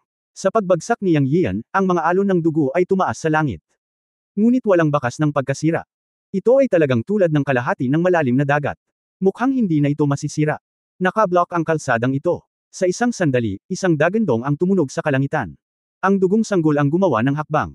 Nang tumingin si Yang Yiyo, nalaman niyang nang ang dugong sanggol ay sumugod sa langit, walang anuman sa langit. Ngunit sa isang iglap, lumitaw ang isang malaking kamay na gawa sa dugo na pinalapot at agad na natamba ang dugong sanggol. Kahit gaano kalakas ang dugong sanggol, hindi nito nakayanan ang sampal ng dugong kamay sa sandaling ito at diretsyong natamba. Mabilis na lumipad si Yang Yiyo at sinalo ang dugong sanggol. Napakalakas ni Master, hindi ako maaaring magmadali. Sabi ng Blood Baby. Tumanggo si Yang Yiyo. Natural na nakita niya ito. Maganda ang ginawa mo. Natural na hindi sisisihin ni Yang Yiyo ang kanyang apprentice. Siya mismo ay nabigo. Ngayon ay walang paraan upang umakyat sa langit at walang paraan upang bumaba sa lupa. Ang master at apprentice ay nakulong sa dagat ng dugo. At tinitingnan ang dagat ng dugo sa lahat ng direksyon, alam ni Yang Yiyo na kapag lubusang nilubog sila ng dagat ng dugo, maaaring ito na ang pinakamapanganib na oras. Kailangan niyang humanap ng paraan. Ngayon ang tanging maaasahan niya ay ang Gate of Nether City. Kung ang Gate of Nether City ay walang magawa, ito ay talagang masama. Sinabi niya sa dugong sanggol, Daor, ibigay mo sa akin ang iyong kamay. Iniunat ng Blood Baby ang kanyang kamay, at kinuha ni Yang Yian ang kamay ng Blood Baby. Sa susunod na sandali ay nagmuni-muni siya at nagsabi, buksan mo sa akin ang gate ng Nether City. Sa lalong madaling panahon. Nahulog ang mga salita, isang patak ng itim ang lumitaw sa pagitan ng mga kilay ni Yang Yian. Ito ay ang gate ng Nether City na lumitaw, at sa isang iglap ay lumaki ito at naging isang kislap ng madilim na gate. Sa sandaling bumukas ang gate, dinala ni Yang Yian ang dugong sanggol sa gate ng Nether City. Sa kadiliman, ang sanggol na may dugo ay biglang nagsabi, Guru. Nasaan ito? Takot na takot ako. Casual na sinabi ni Yang Yian, ito ang gate ng Nether City, Daor, hindi na kailangang matakot. Ang paliwanag na ito ay umaliw sa baguhan. Pero pagtapos niyang magsalita ay gumalaw siya sa puso niya, hindi tama. Ang kasalukuyang lakas ni Daor ay maihahambing sa pagkakaroon ng banal na Dao, at isa rin siyang nilalang na kalahating Shira. Hindi raw problema para sa kanya ang dilim at dilim. Kahit na sa ilang mga kaso, ang madilim na kapaligiran ay may pagpapala para sa dugong sanggol. Pero ngayon sinabi niya talagang natatakot siya. Iba ito. Masasabi ko lang na napakakakaiba ng Gate of Nether City. Nakakatuwa na kahit ang Blood Infant ay nagsabi na siya ay natatakot. Natakot ang Blood Infant, ibig sabihin ay nagkaroon ng epekto ang Gate of Nether City sa Blood Infant. Pagkatapos, sa kabaligtaran, ang clone ng Shira King ay maaapektuhan din. Dahil ang Shira King ay isang nilalang mula sa Netherworld Blood Sea, ang Blood Infant ay may kalahating dugo ng Shira. Kaya't ang gate ay napakalamang napigilan o magkaroon ng malaking epekto sa clone ng Shira King. Sa pag-iisip nito, biglang naging malinaw ang puso ni Yang Yiyo. Siyempre, ito ay isang ideya lamang ngayon. Kung ano talaga ito ay malalaman din mamaya. Susunod, manipulahin niya ang Gate of Nether City para lemunin ang Blood Sea. Kung kaya niyang lemunin ang Blood Sea, maaari niyang dalhin ang clone ng Shira King sa gate ng Nether City at pagkatapos ay sirain ito. Sa pag-iisip nito, si Yang Yiyo ay nasa loob ng gate ng Nether City. Agad niyang ipinikit ang kanyang mga mata at kinokontrol ang Gate of Nether City. Nang siya ay naging isa sa Gate of Nether City, ang kanyang mga iniisip ay sa kanya. Ang mundo sa labas. Ang dagat ng dugo sa kalangitan sa wakas ay lubusang lumubog sa gate ng Nether City. Gayunpaman, sa sandaling ito, ang gate ng Nether City, na naging higit sa 10 metro, ay hindi lumaki at pinigilan ng dagat ng dugo sa paligid nito. Gayunpaman, ang tarangkahan ng Nether City, na nakabukas sa tarangkahan, ay sumabog na may madilim na itim na liwanag. Lumiwanag ito ng mahigit 10 metro. Saan man ito dumaan, ang dagat ng dugo ay gumawa ng isang mainit na tunog, tulad ng isang apoy na sumasalubong sa isang patak ng tubig, at ang dagat ng dugo sa harap ay hindi maiwasang umatras. Sa sandaling ito, sa loob ng gate ng Nether City, nakita ni Yang Yiyo ang sitwasyong ito at natuwa siya. Nagmamadali niyang hinimok ang Gate of Nether City na sumulong. Sa kanyang palagay, hanggat nakakalabas siya at nakaahon sa dagat ng dugo, makakaahon siya sa gulo. Sa simula, ang gate ng Nether City ay sumulong sa ilalim ng kanyang paghihimok, at ang dagat ng dugo ay hindi nang ahas na lumapit. Sa sandaling mahawakan nito ang itim na ilaw ng Gate of Nether City, gumawa ito ng sizzling sound. Nagbigay ito kay Yang Yiyo ng malaking kumpiyansa. Ngunit makalipas ang isang oras, may nakitang mali si Yang Yiyo. Kinokontrol niya ang pintuan ng impyerno upang sumulong. Kahit na ang dagat ng dugo ay umaatres, ito ay palaging umiiral. Dahil dito ay naunawaan ni Yang Yiyo na kinokontrol niya ang tarangkahan ng impyerno upang lumipat, ngunit ang dagat ng dugo ay umaagos din. Kung magpapatuloy ito, hinding-hindi na siya makakalabas sa pagkakakulong ng Blood Sea. Ang pagkontrol sa tarangkahan ng impyerno ay kumakain ng maraming kaluluwa at mana. Kung magpapatuloy siya ng ganito, maya-maya ay mauubos niya ang lahat ng kanyang lakas, at hindi pa rin siya makakatakas. Sa pag-iisip nito, tumigil si Yang Yiyan. Ang direksyon ng pinto sa harap ng gate ng impyerno ay higit sa 10 metro lamang sa ilalim ng itim na ilaw, ngunit walang itim na ilaw sa tatlong panig sa likod. Ito ay mahigpit na nakabalot at pinipigilan ng dagat ng dugo. Wala man lang pagbabago, lalo pa ang paglunok ng dugong dagat. Ito ay hindi talaga pwedeng magpatuloy ng ganito. Ngunit hindi nakakagulat na ang dagat ng dugo ay isang pagsasanib ng ilang mga clone ng Azure King. Ito ay may malakas na kapangyarihan, malayo sa antas ng mga itim na gwardya at puting gwardya na nakatagpo niya sa simula. Maaari itong lamunin ng pintuan ng impyerno. Ano ang dapat kong gawin ngayon? Mabilis na nag-isip ng solusyon si Yang Yiyan sa kanyang isipan. Hindi siya makakalaban. Pero hindi siya maubos ng ganito. Ang dagat ng dugo sa labas ay ang pagkakatawang tao ng pagsasanib ng ilang mga clone ni Haring Shira. Ang dagat ng dugo ay walang hangganan at hindi maaaring ikalat. Walang target na labanan ito, tulad ng isang kamao na tumatama sa tubig. Ito ay walang silbi.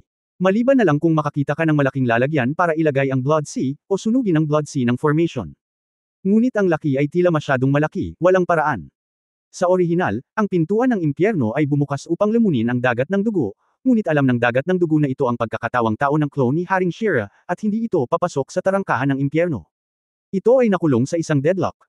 Sa loob ng tarangkahan ng impyerno, si Yang Yiyo ay nasa malalim na kadiliman, nakasimangot. Pagkaraan ng ilang sandali, sinabi niya, ang tanging paraan ay pumunta doon at subukan. Ano ang susubukan, Master? Tanong ni Xiaoying matapos itong marinig. Mapait na ngumiti si Yang Yiyo at sinabing, Dower, maghintay muli. May kakaibang lugar sa Gate of Nether City. Kahit ang iyong amo ay hindi makokontrol dito. Isa rin itong hindi kilalang lugar. Ngayon ay maaari na lamang tayong pumunta sa black hole para tingnan kung may paraan upang malutas ang kasalukuyang problema. Ang tinutukoy niya ay ang umiikot na black hole na nakita niya sa Gate of Nether City noong nakaraang pagkakataon, ang black hole na nagbigay sa kanya ng matinding takot. Walang paraan ngayon. Matapos pag-isipan ito, kung mayroon mang makakasira sa kasalukuyang sitwasyon, marahil ito ay ang black hole lamang. Dahil natatakot siya, nangangahulugan ito na dapat mayroong malakas na puwersa sa black hole, o sapat na kapangyarihan upang labanan ang dagat ng dugo. Anyway, walang paraan ngayon. Pupunta siya sa black hole para humanap ng paraan. Ang isang buhay na tao ay hindi maaaring hayaan ang kanyang ihi na masuffocate sa kamatayan. Bukod dito, kahit na ang black hole ay nagbigay sa kanya ng takot sa simula, ito ay sa gate ng Nether City kung tutuusin. Bilang iyong master ng Gate of Nether City, iniisip niya na kahit na mayroong anumang panganib sa black hole, hindi ito nakamamatay, tama. End of this chapter. Pahingi naman ng like, share at subscribe mo na rin para updated ka sa susunod na kabanata. Salamat.